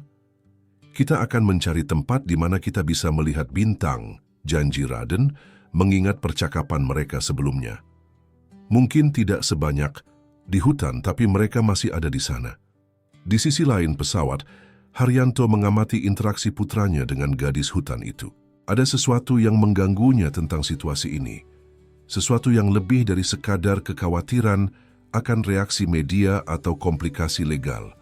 Nama Kartika terasa tidak asing, dan cerita tentang seorang pekerja perkebunan yang menghilang mengingatkannya pada sesuatu yang telah ia coba kubur dalam-dalam.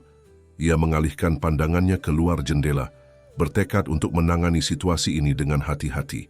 Apapun yang terjadi, ia harus melindungi putranya, dan mungkin juga nama baik perusahaannya. Sementara itu, di bagian belakang pesawat, seorang pria berpakaian rapi dengan kacamata, berbingkai tipis, memperhatikan semuanya dalam diam. Agus Wibowo, konsultan hubungan masyarakat Adikusuma Group, mencatat setiap detail interaksi antara Raden dan gadis hutan itu dalam benaknya. Situasi ini bisa menjadi bencana PR atau kesempatan emas, tergantung bagaimana ia menanganinya. Yang jelas, kedatangan Ayu ke kehidupan keluarga Adikusuma akan mengubah banyak hal, mungkin lebih dari yang mereka semua perkirakan. Jakarta menyambut kedatangan Ayu dengan cahaya gemerlap dan kebisingan yang memekakkan telinga. Bagi gadis yang terbiasa dengan kesunyian hutan, kota metropolitan ini terasa seperti dunia alien yang menakutkan. Gedung-gedung pencakar langit menjulang tinggi, jalan-jalan dipenuhi kendaraan yang bergerak tanpa henti, dan manusia berlalu lalang dalam jumlah yang tidak pernah ia bayangkan sebelumnya. Limusin mewah keluarga Adikusuma menembus kemacetan ibu kota menuju kawasan elit Menteng, di mana rumah megah mereka berdiri dengan angkuh di antara pepohonan rindang dan pagar tinggi. Ayu duduk merapat pada Raden, matanya terbelalak melihat pemandangan di luar jendela kaca mobil. Terlalu banyak orang, bisiknya, tangannya mencengkeram lengan Raden. Kamu akan terbiasa, Raden meyakinkan, meski ia sendiri tidak yakin apakah itu benar. Dan rumah kami cukup tenang, ada taman yang luas di belakang, dengan pohon-pohon besar dan kolam ikan. Ketika mobil mereka memasuki halaman rumah keluarga Adikusuma, Ayu sedikit terpesona. Rumah bergaya kolonial dengan pilar-pilar tinggi itu dikelilingi taman yang terawat rapi, dengan air mancur di tengahnya. Meskipun tidak sebanding dengan keluasan hutan Kalimantan, setidaknya ada ruang terbuka yang menenangkan. Mereka disambut oleh deretan pelayan yang berbaris rapi. Nyonya Adikusuma, ibu Raden, menunggu di pintu utama. Wanita anggun berusia 40-an itu tampak elegan dalam balutan kebaya modern, rambutnya ditata rapi dalam sanggul rendah. Raden, sayang, sambutnya, memeluk putranya erat. Syukurlah kamu selamat. Ibu sangat khawatir. Aku baik-baik saja, Bu, jawab Raden, balas memeluk ibunya. Berkat Ayu. Nyonya Adikusuma melepaskan pelukannya dan menatap gadis kecil yang berdiri canggung di belakang putranya. Matanya melembut, melihat Ayu yang jelas ketakutan. Jadi ini Ayu? Tanyanya, suaranya lembut. Terima kasih telah menyelamatkan putraku, nak. Ayu mengangguk kaku, tidak terbiasa dengan perhatian dan kehangatan semacam ini. Ayu akan tinggal bersama kita untuk sementara, Bu, jelas Raden. Dia tidak punya siapa-siapa. Nyonya Adikusuma menatap suaminya dengan tanda tanya. Tapi Haryanto hanya mengangguk singkat sebelum masuk ke dalam rumah tanpa banyak kata. Dengan senyum yang kembali hangat, Nyonya Adikusuma mengulurkan tangannya pada Ayu. Mari Ayu, aku akan menunjukkan kamarmu. Aku sudah menyiapkan kamar tepat di sebelah kamar Raden. Ayu mengikuti dengan ragu, matanya bergerak liar menyapu kemewahan di sekelilingnya. Lantai marmer yang berkilau, lukisan-lukisan, mahal vas-vas antik Cina, dan chandelier kristal yang menerangi ruang tengah yang luas. Baginya yang terbiasa hidup dengan barang-barang bekas, semua ini terasa tidak nyata. Kamar yang disediakan untuknya lebih luas dari seluruh bus tua yang menjadi rumahnya selama bertahun-tahun. Tempat tidur king size dengan kelambu putih mendominasi ruangan, ditemani lemari pakaian besar, meja rias dengan cermin oval, dan sofa kecil di dekat jendela yang menghadap ke taman belakang. Semoga kamu nyaman di sini, kata Nyonya Adikusuma. Aku sudah menyiapkan beberapa pakaian untukmu. Besok kita akan pergi berbelanja untuk melengkapi kebutuhanmu. Ayu mengangguk, tidak tahu harus berkata apa. Semua ini terlalu berlebihan baginya.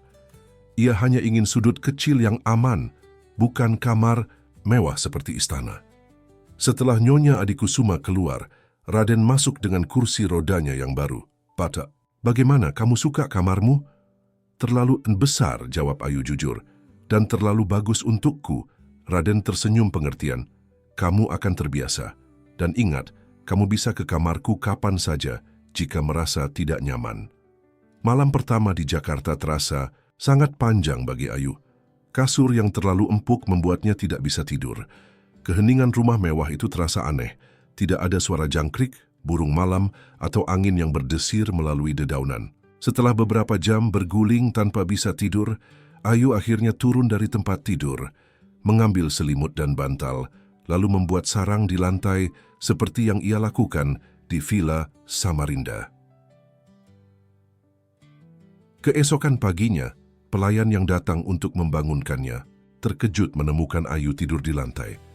Berita itu sampai ke telinga Nyonya Adikusuma yang langsung memerintahkan untuk menyiapkan kasur yang lebih sederhana dan tidak terlalu empuk. Perhatian kecil ini membuat Ayu mulai merasa sedikit diterima. Hari-hari pertama di Jakarta diisi dengan berbagai penyesuaian. Ayu harus belajar menggunakan toilet modern, mandi dengan shower, menggunakan sendok dan garpu dengan benar, dan berbagai etiket dasar yang tidak pernah ia kenal sebelumnya. Nyonya Adikusuma dengan sabar mengajarinya, sementara Raden selalu berada di sampingnya, memberikan dukungan moral. Namun, adaptasi terbesar datang ketika Haryanto mengumumkan bahwa Ayu harus bersekolah. Jika dia akan tinggal di sini, dia harus mendapatkan pendidikan yang layak, katanya tegas saat makan malam keluarga. Aku sudah berbicara dengan kepala sekolah Raden, mereka bisa menerimanya setelah beberapa tes penempatan. Ayu membeku. Sekolah? Dengan banyak orang? Tidak perlu khawatir. Nyonya Adikusuma mencoba menenangkan. Itu sekolah internasional terbaik di Jakarta. Mereka memiliki program khusus untuk anak-anak dengan kebutuhan penyesuaian sepertimu. Tapi aku tidak pernah sekolah sebelumnya. Bisik Ayu panik mulai menjalari tubuhnya. Aku bahkan tidak bisa membaca dengan baik. Itulah mengapa kamu membutuhkan sekolah, kata Haryanto. Nada suaranya tidak menerima bantahan. Kamu tidak bisa terus-menerus hidup seperti anak hutan. Ayah, tegur Raden tajam. Ayu bukan anak hutan, dia hanya anak yang belum mendapat kesempatan. Ketegangan menyelimuti meja makan. Haryanto meletakkan sendok dan garpunya dengan kasar. Baiklah, tapi dia tetap harus bersekolah. Kita bisa mulai dengan tutor privat jika itu membuatnya lebih nyaman. Aku akan membantumu belajar, Ayu, janji Raden. Kamu sangat cerdas. Kamu belajar bertahan hidup di hutan sendirian selama bertahun-tahun. Membaca dan menulis akan mudah bagimu. Benar saja, Ayu menunjukkan kemampuan belajar yang luar biasa. Dalam waktu singkat, ia mulai menguasai dasar-dasar membaca dan menulis. Tutor privat yang didatangkan khusus untuknya terkagum-kagum dengan kecepatan belajarnya. Meskipun masih kesulitan dengan konsep-konsep abstrak, Ayu memiliki pemahaman intuitif yang kuat tentang matematika dasar dan ilmu alam. Hasil dari hidup bergantung pada alam selama bertahun-tahun. Setelah 2 minggu di Jakarta, Ayu mulai menunjukkan kemajuan yang signifikan. Ia sudah bisa membaca buku-buku sederhana, menggunakan peralatan elektronik dasar, dan bahkan mulai memahami etiket sosial. Namun, beberapa kebiasaan lamanya tetap ada. Ia masih lebih suka tidur di lantai, selalu membawa pisau lipat berkarat ke mana-mana meskipun disembunyikan, dan tersentak ketakutan setiap kali mendengar suara keras atau melihat orang asing. Sore itu, Raden menemukan Ayu di taman belakang, duduk di bawah pohon besar sambil menatap langit yang mulai gelap. Mencari bintang, tanyanya, mendekatkan kursi rodanya. Ayu mengangguk, tapi tidak banyak yang terlihat. Akhir pekan ini, aku akan membawamu ke tempat di mana kita bisa melihat banyak bintang, janji Raden. Ada observatorium di pinggir kota. Dari sana, kita bisa melihat bintang-bintang dengan teleskop besar. Wajah Ayu langsung cerah. Benarkah? Raden mengangguk, senang melihat antusiasme Ayu. Bagaimana pelajaranmu hari ini? Baik, aku sudah bisa menulis semua huruf sekarang, jawab Ayu dengan sedikit kebanggaan. Dan Nyonya, maksudku, ibumu, mengajariku cara makan dengan benar di restoran mewah. Ibu sangat menyukaimu, kata Raden. Dia selalu ingin punya anak perempuan. Ayu menunduk, memainkan rumput di bawah kakinya. Kenapa ayahmu tidak menyukaiku? Raden menghela napas. Bukan begitu. Ayahku dia tipe orang yang selalu memikirkan citra dan reputasi. Dia khawatir apa yang akan dikatakan orang-orang. Tentang aku? Tentang situasi ini. Tapi jangan khawatir, dia akan menerimamu seiring waktu. Raden menggenggam tangan Ayu. Bagaimana perasaanmu sejauh ini di sini? Ayu terdiam sejenak, memikirkan jawabannya.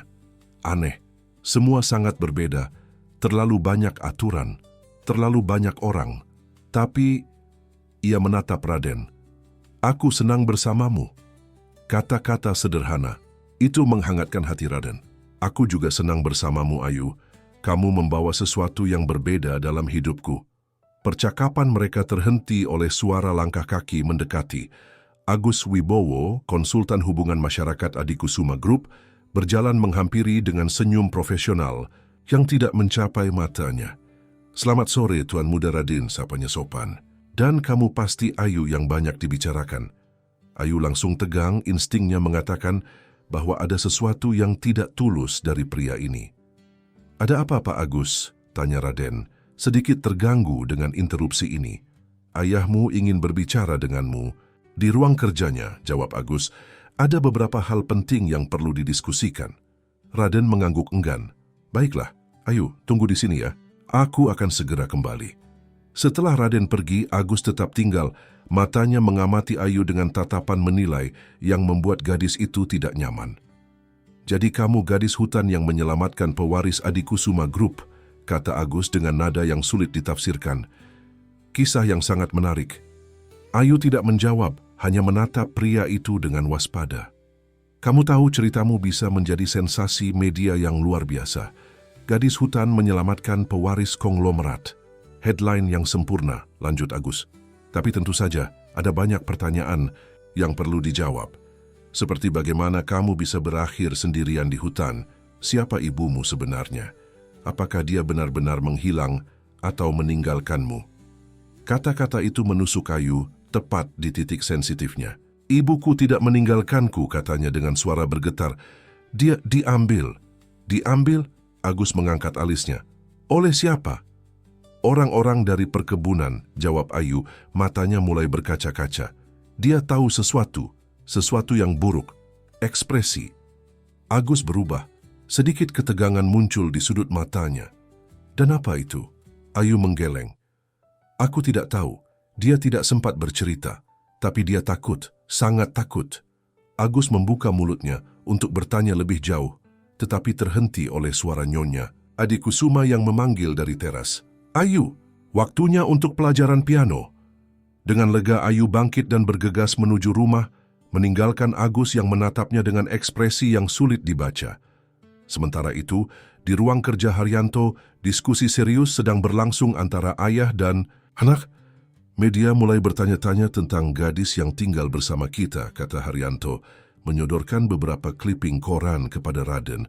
Beberapa jurnalis mencium cerita tentang gadis hutan yang menyelamatkanmu. Raden membaca headline-headline tersebut dengan dahi berkerut. Misteri gadis penyelamat pewaris Adikusuma. Siapa anak perempuan yang dibawa pulang oleh keluarga Adikusuma? Kita perlu menangani ini dengan hati-hati, lanjut Haryanto. Pak Agus menyarankan untuk membuat pernyataan resmi yang terkontrol daripada membiarkan spekulasi liar berkembang. Apa yang akan kita katakan? Tanya Raden, mendadak khawatir. Versi yang disederhanakan dari kebenaran bahwa kamu diselamatkan oleh seorang anak yatim piatu yang tinggal di daerah terpencil, dan sebagai ucapan terima kasih, kita menawarkannya pendidikan dan tempat tinggal sementara. Raden tidak terlihat puas. Itu membuatnya terdengar seperti amal ayah. Ayu lebih dari itu. Dia seperti keluarga bagiku sekarang. Haryanto menghela napas. Raden, kamu baru mengenalnya selama beberapa minggu. Jangan terlalu terbawa emosi. Emosi? Raden menatap ayahnya tidak percaya. Dia menyelamatkan hidupku, ayah. Tanpa Ayu aku tidak akan duduk di sini sekarang. Dan kami sangat berterima kasih padanya. Tapi kita harus realistis tentang situasi ini. Dia berasal dari latar belakang yang sangat berbeda. Adaptasinya ke dunia kita tidak akan mudah. Dia sudah beradaptasi dengan luar biasa, bantah Raden. Dan dia sangat cerdas. Kamu harus melihat bagaimana dia belajar dengan cepat. Haryanto menatap putranya lama, menyadari bahwa ada sesuatu yang lebih dalam tumbuh di antara Raden dan gadis itu. Apa yang sebenarnya kamu inginkan, Raden? Apa rencanamu jangka panjang untuk gadis itu? Raden menegakkan duduknya, tatapannya, mantap. Aku ingin mengadopsinya, ayah. Haryanto terkesiap. Adopsi? Kamu baru 16 tahun, Raden. Maksudku kita, keluarga kita. Aku ingin Ayu menjadi bagian resmi dari keluarga Adikusuma. Haryanto berdiri, berjalan mondar-mandir di ruang kerjanya. Ini permintaan yang sangat besar, Raden. Ada banyak komplikasi legal, belum lagi implikasi sosial dan aku tidak peduli dengan semua itu. Potong Raden tegas. Ayu telah kehilangan segalanya. Dia layak mendapatkan keluarga. Dan kita berhutang padanya. Berhutang? Ya. Dan mungkin lebih dari yang kita sadari. Raden menatap ayahnya tajam. Putri menemukan sesuatu. Ibu Ayu, Kartika, memang bekerja di salah satu perkebunan kita sebagai pekerja kontrak yang tidak tercatat resmi.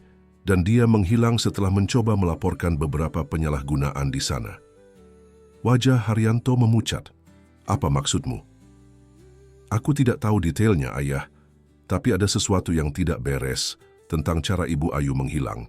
Dan jika perusahaan kita terlibat, bahkan tidak langsung, kita memiliki tanggung jawab moral yang lebih besar lagi terhadap Ayu. Haryanto duduk kembali. Wajahnya menunjukkan konflik batin yang dalam. Aku akan memikirkannya, Raden. Tapi jangan membuat janji apapun pada gadis itu dulu. Raden mengangguk, merasa sedikit lega bahwa ayahnya setidaknya mau mempertimbangkan. Ketika ia keluar dari ruang kerja, ia tidak menyadari bahwa Agus Wibowo berdiri tidak jauh dari situ, mendengarkan setiap kata dengan seksama. Malam itu, ketika seluruh rumah sudah tertidur, Ayu membuka jendela kamarnya dan memanjat keluar ke balkon. Dari sana ia bisa melihat langit malam Jakarta yang tertutup polusi cahaya. Hanya beberapa bintang paling terang yang bisa terlihat. Ia mengeluarkan pisau lipat berkarat dari sakunya, satu-satunya benda yang menghubungkannya dengan masa lalunya, dengan ibunya. Ibu, bisiknya pada malam, aku akan mencarimu. Aku janji. Langit Jakarta diselimuti mendung pagi itu, seolah mencerminkan suasana hati Ayu yang gelisah. Sudah hampir 2 bulan ia tinggal bersama keluarga Adikusuma, dan meskipun banyak hal telah membaik, kegelisahannya tentang nasib ibunya tidak pernah benar-benar hilang. Pagi itu, Ayu sedang sarapan bersama Raden dan Nyonya Adikusuma ketika telepon berdering.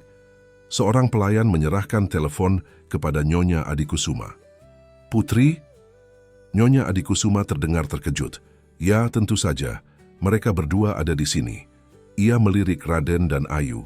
"Baiklah, aku akan memberitahu mereka. Kapan kamu akan tiba?" Setelah menutup telepon, Nyonya Adikusuma berpaling kepada Raden dan Ayu dengan senyum kecil. "Putri akan datang siang ini. Dia bilang ada beberapa hal penting yang perlu dibicarakan dengan kalian." Mata Ayu langsung berbinar. "Tentang ibuku?" "Dia tidak mengatakan detailnya, sayang," jawab Nyonya Adikusuma lembut. "Tapi dia terdengar serius." Raden dan Ayu bertukar pandang penuh arti. Selama 2 bulan terakhir, Putri telah melakukan investigasi mendalam tentang kasus penculikan Raden dan hilangnya Ibu Ayu. Jika dia datang secara pribadi untuk berbicara, pasti ada perkembangan penting. "Aku harus memberitahu ayahmu," kata Nyonya. Adikusuma bangkit dari kursinya. "Dia sedang ada rapat penting di kantor, tapi kurasa dia perlu tahu tentang ini." Setelah Nyonya Adikusuma pergi, Raden memegang tangan Ayu yang mulai gemetar. "Hei, ini kabar baik. Putri pasti menemukan sesuatu." Ayu mengangguk, tapi matanya menyiratkan ketakutan. "Bagaimana jika ibuku sudah tidak ada?" "Jangan berpikir seperti itu dulu," kata Raden menenangkan. "Apapun yang Putri temukan, kita akan menghadapinya bersama. Aku berjanji." Siang itu Putri tiba di kediaman Adikusuma. Wajahnya terlihat lelah tapi ada ketegasan dalam langkahnya. Ia disambut di ruang tamu oleh seluruh keluarga, termasuk Haryanto yang telah kembali dari kantornya dengan tergesa-gesa. "Terima kasih sudah datang, Putri," sambut Haryanto formal. "Kudengar kamu memiliki informasi penting?" Putri mengangguk, matanya melirik Ayu yang duduk tegang di samping Raden. "Ya, tapi mungkin sebaiknya kita bicarakan ini secara privat dulu, Pak Haryanto." "Tidak," kata Raden tegas. "Apapun yang kamu temukan, Ayu berhak mendengarnya langsung. Ini menyangkut ibunya." Putri terlihat ragu menatap Haryanto yang akhirnya mengangguk setuju. "Baiklah, tapi ini tidak mudah." Dengan hati-hati, Putri mengeluarkan beberapa dokumen dari tasnya dan meletakkannya di meja. "Selama 2 bulan terakhir, tim kami telah menyelidiki kasus hilangnya Kartika, Ibu Ayu. Kami mewawancarai penduduk desa di sekitar perkebunan, mantan, pekerja, dan memeriksa semua catatan yang bisa kami temukan." Ia mengeluarkan sebuah foto dan menyerahkannya kepada Ayu. "Ini Kartika, benar?" Ayu mengambil foto itu dengan tangan gemetar. Foto seorang wanita muda dengan senyum hangat dan mata yang mirip dengan Ayu. Air mata langsung menggenang di matanya. "Ya, ini ibu. Kartika Wijaya," lanjut Putri, "bekerja sebagai pekerja harian di perkebunan kelapa sawit PT Adimitra Plantation, anak perusahaan Adikusuma Group dari 2019 hingga 2022.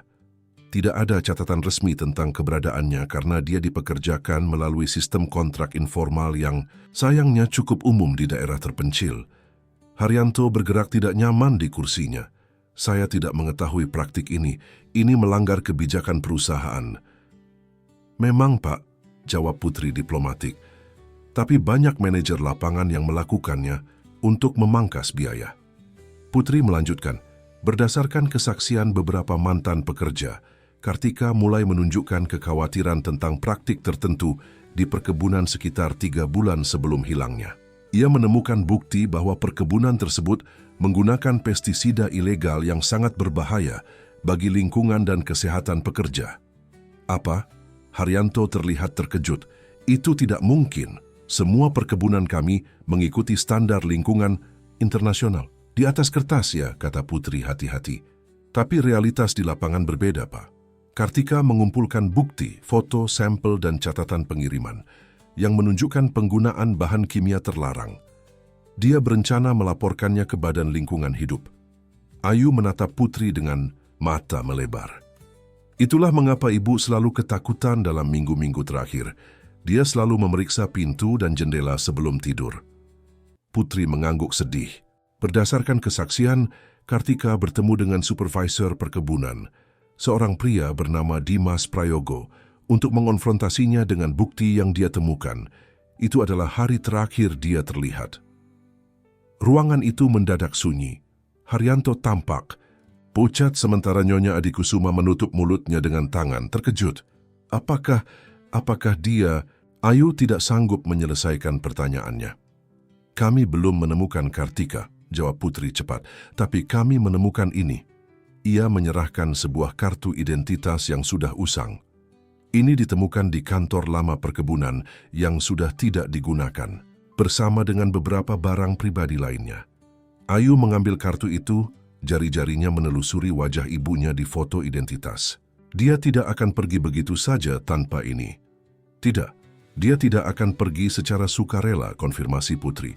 Kami memiliki alasan kuat untuk meyakini bahwa Kartika disingkirkan karena apa yang dia ketahui. Maksudmu dibunuh? Tanya Raden. Langsung tangannya menggenggam tangan Ayu yang mulai gemetar hebat. Raden, tegur Nyonya Adikusuma, kami tidak memiliki bukti konklusif tentang apa yang terjadi padanya, jawab Putri hati-hati. Tapi kami telah memulai investigasi kriminal resmi. Dimas Prayogo, supervisor perkebunan tersebut, telah menghilang. Dia mengundurkan diri dari perusahaan sehari setelah pertemuan dengan Kartika dan tidak ada yang tahu keberadaannya sekarang. Haryanto berdiri berjalan mondar-mandir dengan gelisah. Ini tidak mungkin terjadi di perusahaan saya. Saya selalu menekankan integritas dan kepatuhan pada hukum. Jika ada penyalahgunaan semacam ini, pastilah oknum tertentu yang bertindak tanpa sepengetahuan manajemen pusat. Dengan segala hormat, Pak, kata Putri, pola ini terjadi selama bertahun-tahun. Sulit dipercaya bahwa tidak ada laporan yang sampai ke tingkat atas. Ketegangan memenuhi ruangan. Ayu yang biasanya pendiam tiba-tiba berdiri. Apa yang akan terjadi sekarang? Apakah kalian akan menemukan ibuku? Putri menatapnya dengan lembut. Kami akan melakukan segala yang kami bisa, Ayu. Investigasi ini sekarang menjadi prioritas tinggi dan ia melirik Haryanto, kami akan membutuhkan kerjasama penuh dari Adikusuma Group. Tentu saja, kata Haryanto cepat, saya akan menginstruksikan semua departemen untuk memberikan akses penuh pada investigasi Anda. Saya sendiri yang akan memimpin audit internal untuk menyelidiki kasus ini. Raden menatap ayahnya dengan skeptis. Bukankah ini konflik kepentingan, Ayah? Bagaimana jika ada orang-orang di tingkat atas perusahaan yang terlibat? Raden, tegur Haryanto tajam, jaga bicaramu. Ini adalah perusahaan keluarga kita. Tentu saja aku ingin kebenaran terungkap. Mungkin sebaiknya melibatkan auditor independen, saran Nyonya Adikusuma lembut, mencoba meredakan ketegangan untuk memastikan transparansi penuh. Haryanto mengangguk enggan. Baiklah, jika itu yang kalian inginkan. Tapi aku yakin ini hanya kasus oknum lokal yang bertindak di luar kebijakan perusahaan. Pertemuan itu berlanjut dengan diskusi teknis tentang langkah-langkah investigasi selanjutnya. Sementara orang dewasa berbicara, Ayu duduk diam, matanya terpaku pada foto ibunya. Raden menggenggam tangannya erat, memberikan dukungan tanpa kata-kata. Setelah Putri pergi, suasana di kediaman Adikusuma tetap tegang. Haryanto mengurung diri di ruang kerjanya, sibuk menelepon berbagai eksekutif perusahaan. Nyonya Adikusuma mencoba menghibur Ayu, tapi gadis itu telah kembali ke mode diamnya yang paling dalam. Malam itu, Raden menemukan Ayu di balkon kamarnya, menatap langit malam Jakarta yang sedikit terlihat karena hujan telah membersihkan polusi udara. "Kamu baik-baik saja?" Tanyanya lembut, mendorong kursi rodanya mendekati Ayu. Ayu menggeleng pelan. "Aku selalu tahu sesuatu yang buruk terjadi padanya. Ibu tidak akan pernah meninggalkanku secara sukarela. Putri akan menemukannya, Ayu. Dia detektif terbaik yang aku kenal. Tapi bagaimana jika..." Ayu tidak menyelesaikan kalimatnya. Air mata mulai mengalir di pipinya. Raden menarik Ayu ke dalam pelukannya, membiarkan gadis itu menangis di bahunya. "Apapun yang terjadi, kamu tidak sendirian lagi. Kamu memiliki aku sekarang dan ibu. Bahkan ayahku meskipun dia tidak selalu menunjukkannya." Ayu terisak pelan. "Aku takut, Raden. Bagaimana jika orang-orang yang menyakiti ibuku juga datang mencariku?" "Itu tidak akan terjadi," Raden berjanji tegas. "Aku akan melindungimu. kita akan mengungkap kebenaran bersama. Keesokan paginya, berita tentang investigasi polisi terhadap praktik ilegal di perkebunan Adikusuma Group telah bocor ke media. Headline-headline sensasional menghiasi halaman depan berbagai surat kabar dan portal berita online. Adikusuma Group diselidiki, dugaan praktik ilegal dan pekerja hilang. Skandal lingkungan di balik kesuksesan konglomerat sawit, putri konglomerat. Dikulik, pekerja perkebunan hilang. Adakah hubungannya? Haryanto mengamuk, memanggil Agus Wibowo ke ruang kerjanya dengan segera. Bagaimana ini bisa terjadi? Bentaknya, melemparkan koran ke meja. Siapa yang membocorkan informasi ini ke pers? Agus. Tampak tenang meski situasinya genting. Saya sudah menduga ini akan terjadi, Pak. Terlalu banyak orang yang terlibat dalam investigasi ini. Kebocoran informasi hampir tidak terhindarkan. Lalu apa rencanamu untuk mengatasi ini? Saham kita akan anjlok begitu pasar dibuka. Saya sudah menyiapkan strategi manajemen krisis, Pak, jawab Agus lancar. Pertama, kita perlu mengeluarkan pernyataan resmi yang menekankan bahwa Adikusuma Group yang meminta investigasi ini sebagai bentuk komitmen pada transparansi. Kedua, kita umumkan audit menyeluruh di semua perkebunan kita. Ketiga, ia berhenti. Sejenak, kita perlu mengalihkan fokus media. Mengalihkan fokus? Bagaimana caranya? Dengan cerita yang lebih menarik, Agus tersenyum tipis. Misalnya, kisah mengharukan tentang putri Anda yang menyelamatkan gadis hutan dan memberinya kehidupan baru. Kita bisa memanfaatkan momen ini untuk memperkenalkan Ayu secara resmi kepada publik sebagai bentuk tanggung jawab sosial perusahaan. Haryanto menatap Agus dengan tidak percaya. Kamu ingin menggunakan gadis itu sebagai alat PR? Bukan menggunakan, Pak. Merayakan bagaimana keluarga Adikusuma telah memberikan rumah bagi seorang anak yang kehilangan segalanya. Ini akan menunjukkan sisi kemanusiaan dari keluarga dan perusahaan kita. Haryanto tampak ragu. Aku tidak yakin Raden akan setuju dengan ide ini. Dia sangat protektif terhadap Ayu. Justru itu poinnya, Pak, kata Agus meyakinkan. Kita tidak perlu membuat-buat cerita. Kita hanya perlu menunjukkan apa yang sudah ada. Ikatan kuat antara putra Anda dan gadis itu. Publik akan mencintainya. Sementara diskusi itu berlangsung, Raden dan Ayu sedang berada di sekolah. Ya, setelah 2 bulan belajar intensif dengan tutor privat, Ayu akhirnya mulai menghadiri beberapa kelas di sekolah internasional Raden. Meskipun masih mengikuti program khusus untuk menyesuaikan diri, kemajuannya sangat mengesankan. Hari itu, Ayu memiliki kelas seni sementara Raden mengikuti kelas matematika. Sendirian untuk pertama kalinya di lingkungan sekolah, Ayu merasa sedikit cemas, tapi juga bertekad untuk membuktikan bahwa ia bisa mandiri. Saat berjalan di koridor sekolah mewah itu, ia mendengar bisik-bisik dari sekelompok anak perempuan.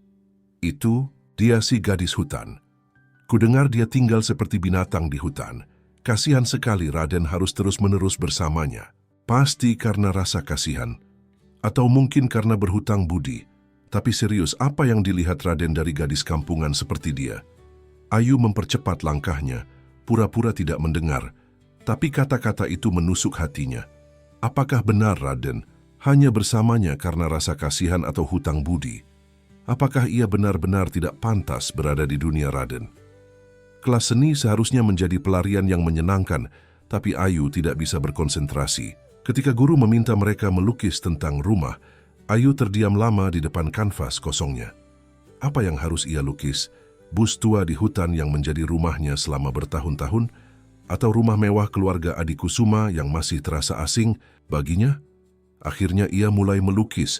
Tangannya bergerak dengan sendirinya, menciptakan gambar yang menggabungkan kedua dunianya. Sebuah pohon besar dengan rumah pohon sederhana di atasnya, namun di dalamnya terdapat elemen-elemen nyaman seperti bantal, buku, dan lampu kecil. Di luar rumah pohon, bintang-bintang bertaburan di langit malam yang gelap. Ini sangat indah, Ayu, puji sang guru, mengagumi lukisannya. Kamu memiliki bakat alami. Ketika kelas berakhir, Ayu bertemu kembali dengan Raden di kafetaria. Wajah Raden tampak serius. Ada apa? Tanya Ayu, langsung menyadari ada sesuatu yang tidak beres. Lihat ini, Raden menyodorkan ponselnya, menunjukkan headline berita tentang investigasi terhadap Adikusuma Group. Beritanya sudah menyebar. Ayu membaca dengan cepat, matanya melebar. Apakah ini berarti mereka akan menemukan ibuku lebih cepat? Mungkin, jawab Raden hati-hati. Tapi ini juga berarti akan ada lebih banyak tekanan pada perusahaan ayahku. Dan ia ragu sejenak, mungkin juga padamu. Padaku? Kenapa? Karena kamu adalah bukti hidup dari apa yang terjadi, Ayu. Kamu adalah putri seorang pekerja yang hilang setelah mencoba mengungkap praktik ilegal. Media akan sangat tertarik padamu. Ayu menggigit bibirnya cemas. Aku tidak ingin berbicara dengan media. Aku hanya ingin menemukan ibuku. Aku tahu dan aku akan melindungimu dari mereka, janji Raden. Tapi kita perlu bersiap-siap. Mungkin akan ada wartawan yang menunggu di luar sekolah atau rumah. Benar saja, ketika mereka keluar dari sekolah, beberapa wartawan sudah menunggu dengan kamera dan mikrofon. Supir keluarga Adikusuma dengan cepat mengawal Raden dan Ayu ke dalam mobil, mengabaikan pertanyaan-pertanyaan yang diteriakan. Ayu, apakah benar ibumu menghilang setelah mengungkap praktik ilegal di perkebunan Adikusuma? Raden, bagaimana rasanya diselamatkan oleh putri seorang pekerja yang mungkin menjadi korban perusahaan keluargamu sendiri? Apakah Adikusuma Group mencoba menutupi kasus ini dengan mengadopsi Ayu? Ayu menutup telinganya, tubuhnya mulai gemetar hebat. Raden memeluknya erat, melindunginya dari keriuhan di luar. Maafkan aku, Ayu, bisiknya. Aku tidak mengira akan separah ini. Ketika mereka tiba di rumah, Haryanto dan Agus sedang menunggu di ruang tamu dengan wajah serius. Kalian baik-baik saja? Tanya Nyonya Adikusuma bergegas menghampiri mereka. Kami melihat beritanya di TV. Para wartawan itu keterlaluan.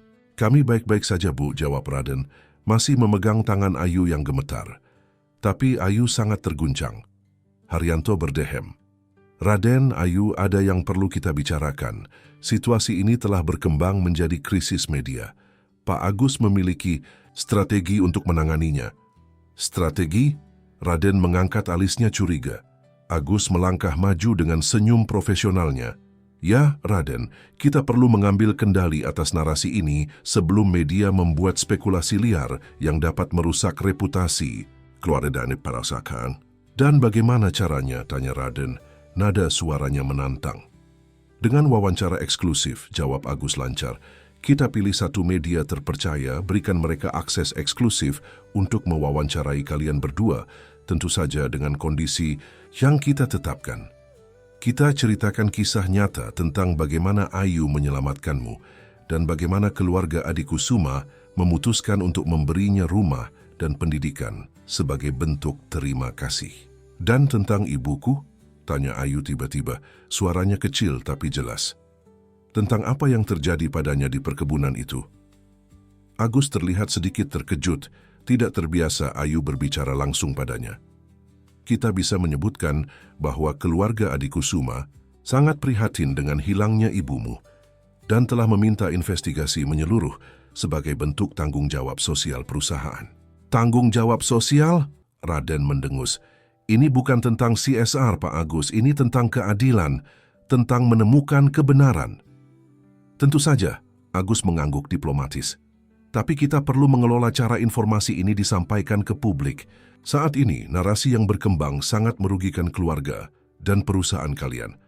Ayu menatap Raden, kemudian Haryanto dan Nyonya Adikusuma. Dengan keberanian yang mengejutkan, ia akhirnya berbicara. Aku akan melakukannya. Aku akan diwawancarai. Tapi hanya jika mereka juga membantu mencari ibuku.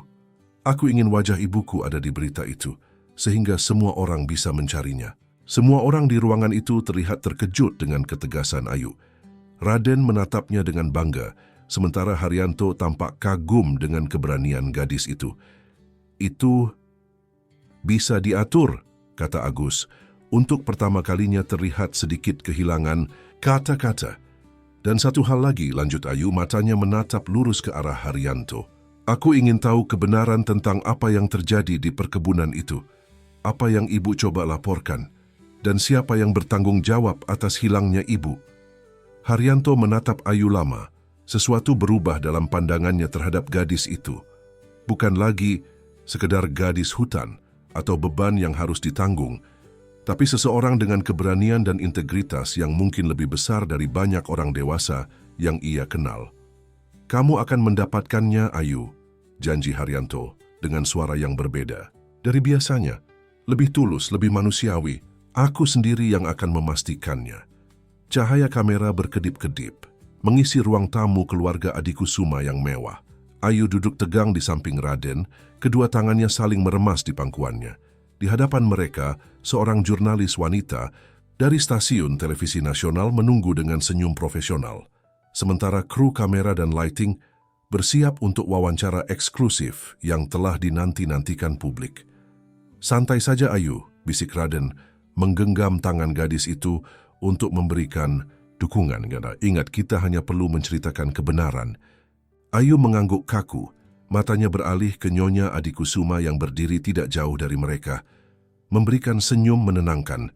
Haryanto sendiri memilih untuk tidak hadir, dengan alasan ada urusan penting di kantor. Namun, Agus Wibowo berdiri di sudut ruangan mengawasi segalanya dengan tatapan tajam. Kita akan mulai dalam 3, 2, 1. Sutradara memberi aba-aba dan wawancara pun dimulai. Selamat siang pemirsa. Saya Dewi Suryani melaporkan langsung dari kediaman keluarga Adikusuma untuk wawancara eksklusif dengan Raden Wijaya Adikusuma dan Ayu Setiawati, dua remaja yang kisahnya telah menjadi perbincangan seluruh Indonesia. Raden, Ayu, terima kasih telah bersedia diwawancarai. Terima kasih kembali, jawab Raden sopan, sementara Ayu hanya mengangguk pelan. Raden, bisakah kamu menceritakan kepada pemirsa apa yang terjadi hari itu ketika kamu diculik dan kemudian diselamatkan oleh Ayu? Raden menarik napas dalam dan mulai bercerita. Ia menggambarkan penculikannya dengan jelas, bagaimana ia ditinggalkan terikat di tengah hutan Kalimantan tanpa kursi roda, makanan, atau air, bagaimana ia hampir menyerah harapan sebelum Ayu menemukannya. Saya tidak akan berada di sini sekarang jika bukan karena Ayu, kata Raden, menatap gadis di sampingnya dengan penuh kekaguman. Dia tidak hanya melepaskan ikatan saya, tapi juga membuat tandu improvisasi untuk membawa saya ke tempatnya berlindung, memberi saya makanan dan air dari persediaan terbatasnya, dan melindungi saya hingga bantuan datang. Ayu, Dewi beralih, pada gadis yang masih terlihat gugup. Bagaimana perasaanmu saat menemukan Raden di hutan hari itu? Ayu terdiam sejenak, mencari kata-kata. Saya takut, tapi dia butuh bantuan. Saya tahu rasanya sendirian. Kesederhanaan dan kejujuran jawaban, itu membuat Dewi tertegun. Kamu telah hidup sendirian di hutan selama bertahun-tahun setelah ibumu menghilang. Bisakah kamu ceritakan tentang pengalamanmu? Dengan suara pelan namun mantap, Ayu mulai bercerita tentang hidupnya setelah ibunya menghilang. Bagaimana ia bertahan hidup dengan mengumpulkan makanan dari hutan dan sisa-sisa dari desa terdekat. Bagaimana ia belajar melindungi diri dari bahaya. Bagaimana ia merindukan ibunya setiap malam saat memandang bintang-bintang. Ibu berjanji akan kembali, kata Ayu, suaranya sedikit bergetar. Tapi dia tidak pernah kembali. Saya tahu sesuatu yang buruk telah terjadi padanya. Dan sekarang polisi sedang menyelidiki hilangnya ibumu yang bekerja di perkebunan milik keluarga Adikusuma, kata Dewi hati-hati. Bagaimana perasaanmu tinggal bersama keluarga yang mungkin terkait dengan hilangnya ibumu? Dari sudut ruangan, Agus terlihat tegang. Pertanyaan ini tidak ada dalam daftar yang telah disetujui sebelumnya. Namun sebelum ia bisa mengintervensi, Ayu sudah menjawab. Saya percaya Raden dan keluarganya ingin menemukan kebenaran sama seperti saya, kata Ayu, matanya menatap langsung ke kamera. Tuan Haryanto telah berjanji untuk membantu mencari ibu saya dan mengungkap apa yang terjadi di perkebunan itu. Saya memegang janjinya. Dari balik layar monitor di kantornya, Haryanto Adikusuma menonton wawancara tersebut dengan ekspresi sulit dibaca. Kata-kata Ayu menusuk hatinya. Janji yang ia buat dengan setengah hati kini terasa begitu berat. Wawancara berlanjut, dengan pertanyaan tentang adaptasi Ayu ke kehidupan di Jakarta, kemajuannya di sekolah, dan rencana masa depan. Raden menceritakan dengan bangga bagaimana Ayu belajar dengan cepat dan memiliki bakat alami dalam seni. Ayu yang perlahan mulai lebih rileks, bahkan tersenyum kecil saat Raden memuji lukisannya. Raden, ada rumor bahwa keluargamu berencana untuk mengadopsi Ayu secara resmi. Apakah itu benar? Tanya Dewi, mengakhiri wawancara dengan pertanyaan yang paling dinanti. Raden menatap Ayu, kemudian kamera. Itu keinginan saya, ya. Ayu telah menjadi bagian dari keluarga kami.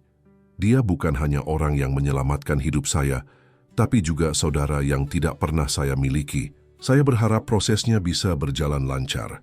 Dan Ayu, apakah kamu ingin menjadi bagian resmi dari keluarga Adikusuma? Ayu terdiam sejenak, matanya menerawang jauh. Saya ingin memiliki keluarga lagi, jawabnya sederhana. Tapi saya juga tidak akan pernah melupakan ibu saya. Saya masih berharap suatu hari nanti bisa menemukan dia. Wawancara berakhir dengan nada emosional yang kuat. Setelah kamera dimatikan, Dewi mengucapkan terima kasih dengan tulus. Kalian luar biasa, katanya pada Raden dan Ayu. Ini akan menjadi kisah yang sangat menyentuh. Agus Wibowo menghampiri dengan wajah puas. Bagus sekali. Ini akan membantu memperbaiki citra publik kita. Ini bukan tentang citra, Pak Agus, kata Raden tajam. Ini tentang kebenaran dan keadilan. Sementara para kru berkemas, Putri tiba di kediaman Adikusuma dengan wajah serius. Ia meminta untuk berbicara dengan Raden dan Ayu secara privat. Ada perkembangan dalam kasus ini, kata Putri setelah mereka berkumpul di perpustakaan keluarga. Kami menemukan Dimas Prayogo, supervisor perkebunan yang terakhir bertemu dengan ibumu Ayu. Mata Ayu melebar. Di mana dia? Apa yang dia katakan tentang ibuku? Dia bersembunyi di sebuah desa kecil di Sulawesi. Awalnya dia menolak berbicara. Tapi setelah kami menunjukkan bukti-bukti yang kami kumpulkan, dia akhirnya mengaku. Putri berhenti sejenak, mencari kata-kata yang tepat. Dimas mengkonfirmasi bahwa Kartika memang menemukan bukti penggunaan pestisida ilegal di perkebunan. Ketika Kartika mengonfrontasinya, Dimas panik dan menghubungi atasannya. Siapa atasannya? Tanya Raden, merasakan ketegangan yang meningkat. Putri menatap mereka dengan berat. Bambang Wijaya, Direktur Operasional PT Adimitra Plantation pada saat itu. Dan yang lebih mengejutkan, dia adalah paman dari Agus Wibowo. Agus, Raden terkesiap. Konsultan PR ayahku, Putri mengangguk. Menurut pengakuan Dimas, Bambang memerintahkan untuk menangani masalah Kartika. Dimas mengaku telah menahan Kartika di sebuah gudang terpencil selama beberapa hari, sebelum akhirnya memindahkannya ke lokasi lain, atas perintah Bambang. Setelah itu, dia tidak tahu apa yang terjadi pada Kartika. Air mata mulai mengalir di pipi Ayu. Jadi, ibu masih mungkin hidup? Kami tidak tahu pasti, Ayu, jawab Putri lembut. Tapi kami telah memerintahkan pencarian di semua lokasi yang disebutkan Dimas. Dan kami telah mengeluarkan surat penangkapan untuk Bambang Wijaya. Dan Agus, dia pasti tahu tentang semua ini, kata Raden geram. Kami masih menyelidiki keterlibatannya, tapi fakta bahwa dia sangat ingin mengendalikan narasi media tentang kasus ini sangat mencurigakan. Saat ini tim kami sedang menggeledah apartemen dan kantor Agus. Tak lama setelah Putri menjelaskan situasinya, pintu perpustakaan terbuka dengan kasar. Haryanto Adikusuma masuk dengan wajah merah padam, diikuti oleh Nyonya Adikusuma yang terlihat cemas. Apa ini benar? Tanya Haryanto langsung pada Putri. Bambang Wijaya terlibat dalam penghilangan Ibu Ayu dan Agus. Kami memiliki pengakuan dari Dimas Prayogo dan bukti dokumen yang menunjukkan aliran dana mencurigakan dari rekening Bambang ke Dimas tepat setelah Kartika menghilang, konfirmasi Putri. Mengenai Agus, kami masih menyelidiki, tapi ada indikasi kuat bahwa dia mengetahui situasinya dan mungkin telah membantu menyembunyikan kejahatan pamannya. Haryanto terduduk berat di kursi terdekat, wajahnya pucat. Aku mempercayai mereka. Mereka bekerja untuk perusahaanku selama bertahun-tahun.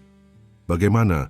Mungkin Itulah yang terjadi ketika keuntungan ditempatkan di atas kemanusiaan, Ayah, kata Raden tajam. Orang-orang mulai berpikir mereka bisa melakukan apa saja demi uang. Nyonya Adikusuma mendekati Ayu yang masih terisak pelan. Ayu, sayang, kami sangat menyesal atas apa yang terjadi. Kami berjanji akan melakukan segala yang kami bisa untuk menemukan ibumu. Tiba-tiba pintu perpustakaan terbuka lagi, dan seorang petugas polisi masuk dengan tergesa-gesa, berbisik pada Putri. Wajah Putri berubah, matanya melebar. "Apa yang terjadi?" tanya Haryanto, merasakan perubahan atmosfer. Mereka menemukan sesuatu di gudang milik Bambang, kata Putri. Suaranya tercekat. "Ayu, kami mungkin telah menemukan ibumu." Dunia seakan berhenti bagi Ayu. Ibu masih hidup? Kami belum bisa memastikan identitasnya, tapi mereka menemukan seorang wanita yang ditahan di sebuah ruang bawah tanah. Kondisinya lemah tapi stabil. Dia sedang dalam perjalanan ke rumah sakit sekarang. Tanpa pikir panjang, mereka semua bergegas ke rumah sakit. Di sepanjang perjalanan, Ayu tidak melepaskan genggaman tangannya dari Raden, seolah takut semua ini hanyalah mimpi yang akan lenyap jika ia melepaskan pegangannya. Rumah sakit elit di Jakarta itu dipenuhi polisi ketika mereka tiba. Putri memimpin mereka melalui koridor putih yang panjang menuju sebuah kamar privat dengan penjagaan ketat. "Dia masih sangat lemah," peringatkan Putri. Dokter mengatakan dia mengalami malnutrisi dan trauma psikologis akibat penahanan berkepanjangan. Tapi secara fisik, dia akan pulih. Dengan jantung berdebar keras, Ayu melangkah masuk ke kamar itu. Di atas tempat tidur, seorang wanita kurus terbaring dengan infus di tangannya. Wajahnya yang tirus dan pucat tampak jauh lebih tua dari foto. Yang Ayu ingat tapi mata itu masih sama. "Ibu?" panggil Ayu pelan. Takut bahwa suaranya akan memecahkan ilusi ini. Wanita itu membuka matanya perlahan, memfokuskan pandangannya pada gadis yang berdiri gemetar di samping tempat tidurnya. Sebuah senyum lemah muncul di bibirnya. "Ayu, anakku," bisiknya, suaranya serak karena jarang digunakan. "Kamu masih hidup." Dengan tangis bahagia, Ayu berlari ke sisi ibunya, memeluknya dengan hati-hati namun erat. "Ibu, aku tahu ibu akan kembali, aku selalu tahu." Air mata membasahi pipi Kartika saat ia membelai rambut putrinya dengan tangan lemahnya. "Maafkan ibu, sayang, ibu tidak bisa kembali padamu. Mereka menahanku. Aku mencoba melarikan diri berkali-kali, tapi mereka selalu menemukanku." "Tidak apa-apa, Bu. Sekarang kita bersama lagi, aku akan merawat ibu." Raden mendekat dengan kursi rodanya. Matanya juga berkaca-kaca menyaksikan reuni yang mengharukan ini. Kartika menatapnya bingung. "Ini Raden, Bu," jelas Ayu dengan bangga. "Dia temanku. Aku menyelamatkannya di hutan dan dia membawaku ke Jakarta. Dia dan keluarganya merawatku dengan baik." Kartika menatap Raden lebih lama. "Adikusuma," bisiknya, mengenali nama keluarga yang tidak asing baginya. "Kamu anak Haryanto Adikusuma?" Raden mengangguk. "Ya, Bibi, dan kami semua sangat menyesal atas apa yang terjadi padamu. Aku berjanji, orang-orang yang bertanggung jawab akan dihukum." Dari ambang pintu, Haryanto mengamati dengan wajah berat. Ini adalah saat paling sulit dalam hidupnya, menghadapi korban dari kejahatan yang dilakukan atas nama perusahaannya. Dengan tekad baru, ia melangkah masuk. "Nyonya Kartika," sapanya formal namun tulus. "Saya Haryanto Adikusuma." Tidak, ada kata-kata yang cukup untuk mengekspresikan penyesalan saya atas apa yang telah terjadi pada Anda. Kartika menatapnya lama, matanya mencerminkan tahun-tahun penderitaan. "Mereka melakukannya atas nama Anda untuk melindungi perusahaan Anda." "Saya tahu," Haryanto mengangguk berat, "dan tidak ada alasan yang bisa membenarkannya. Mereka akan menghadapi hukum, dan saya sendiri akan memastikan bahwa keadilan ditegakkan. Perusahaan saya akan bertanggung jawab penuh atas semua yang telah Anda alami, dan akan melakukan perubahan mendasar dalam cara kami beroperasi." "Dan putri saya?" tanya Kartika. Tangannya menggenggam erat tangan Ayu. "Apa yang terjadi padanya?" selama aku tidak ada. Dengan lembut, Ayu menceritakan kisahnya, bagaimana ia bertahan hidup di hutan, menemukan dan menyelamatkan Raden, dan akhirnya dibawa ke Jakarta untuk hidup bersama keluarga Adikusuma. Mereka sangat baik padaku, Bu, kata Ayu. Nyonya Adikusuma mengajariku banyak hal. Dan Raden, dia selalu melindungiku. Kartika menatap putrinya dengan bangga bercampur sedih. Kamu tumbuh menjadi gadis yang kuat dan berani, Ayu. Ibu sangat bangga padamu. 6 bulan kemudian, taman belakang kediaman Adikusuma dihias dengan indah untuk sebuah acara khusus. Pohon-pohon diterangi dengan lampu-lampu kecil, meja-meja diatur dengan anggun di sekitar kolam, dan sebuah panggung kecil didirikan di tengah taman. Kartika, yang kondisinya telah jauh membaik meskipun masih memerlukan terapi rutin, duduk di barisan depan dengan wajah berseri-seri. Di sampingnya, Nyonya Adikusuma menyeka air mata haru, sementara Haryanto duduk dengan postur tegap. Wajahnya menunjukkan kebanggaan yang tidak pernah ia tunjukkan sebelumnya. Di atas panggung, Ayu berdiri dengan gugup namun percaya diri mengenakan gaun sederhana namun elegan. Di hadapannya puluhan tamu undangan, sebagian besar murid dan guru dari sekolahnya menunggu dengan antisipasi. Terima kasih telah hadir di malam spesial ini, Ayu memulai pidatonya. 6 bulan lalu saya tidak pernah membayangkan akan berdiri di sini, berbicara di hadapan begitu banyak orang. Bahkan mengucapkan satu kalimat penuh pun terasa menakutkan bagi saya. Tawa kecil terdengar dari para tamu, memberikan keberanian lebih pada Ayu. Hari ini saya ingin berbagi sesuatu yang sangat berarti bagi saya, lanjutnya, menunjuk ke arah lukisan besar yang tertutup kain di sampingnya. Lukisan ini adalah proyek akhir saya untuk kelas seni dan juga hadiah untuk keluarga baru saya. Dengan gerakan lembut, Ayu menarik kain penutup, mengungkapkan sebuah lukisan besar yang menakjubkan. Lukisan itu menggambarkan 2 dunia yang menyatu.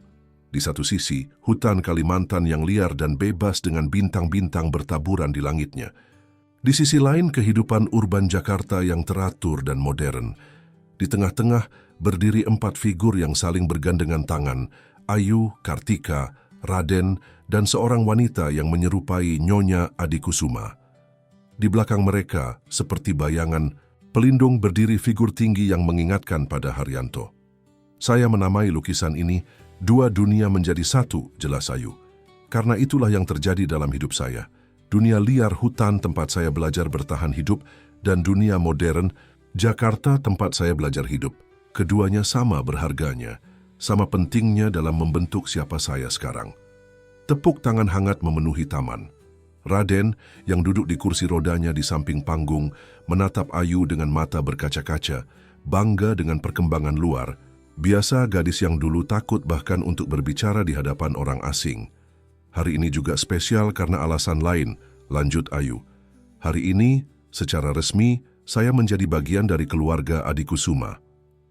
Haryanto berdiri dan naik ke panggung, membawa sebuah dokumen resmi di tangannya. Benar, katanya, suaranya penuh emosi yang jarang ia tunjukkan. Hari ini, dengan persetujuan penuh dari ibunya, Kartika, kami secara resmi mengadopsi Ayu sebagai bagian dari keluarga kami. Tepuk tangan meriah kembali terdengar. Raden bergabung di panggung, diikuti oleh Nyonya Adikusuma dan Kartika. Mereka semua berdiri bersama.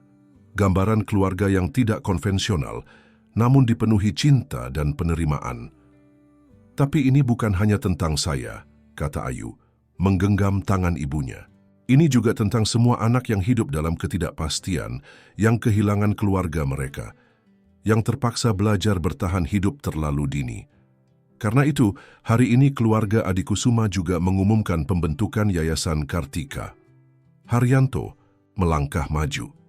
Yayasan ini akan berfokus pada membantu anak-anak yang kehilangan orang tua akibat ketidakadilan sosial, khususnya yang terkait dengan praktik industri yang tidak bertanggung jawab.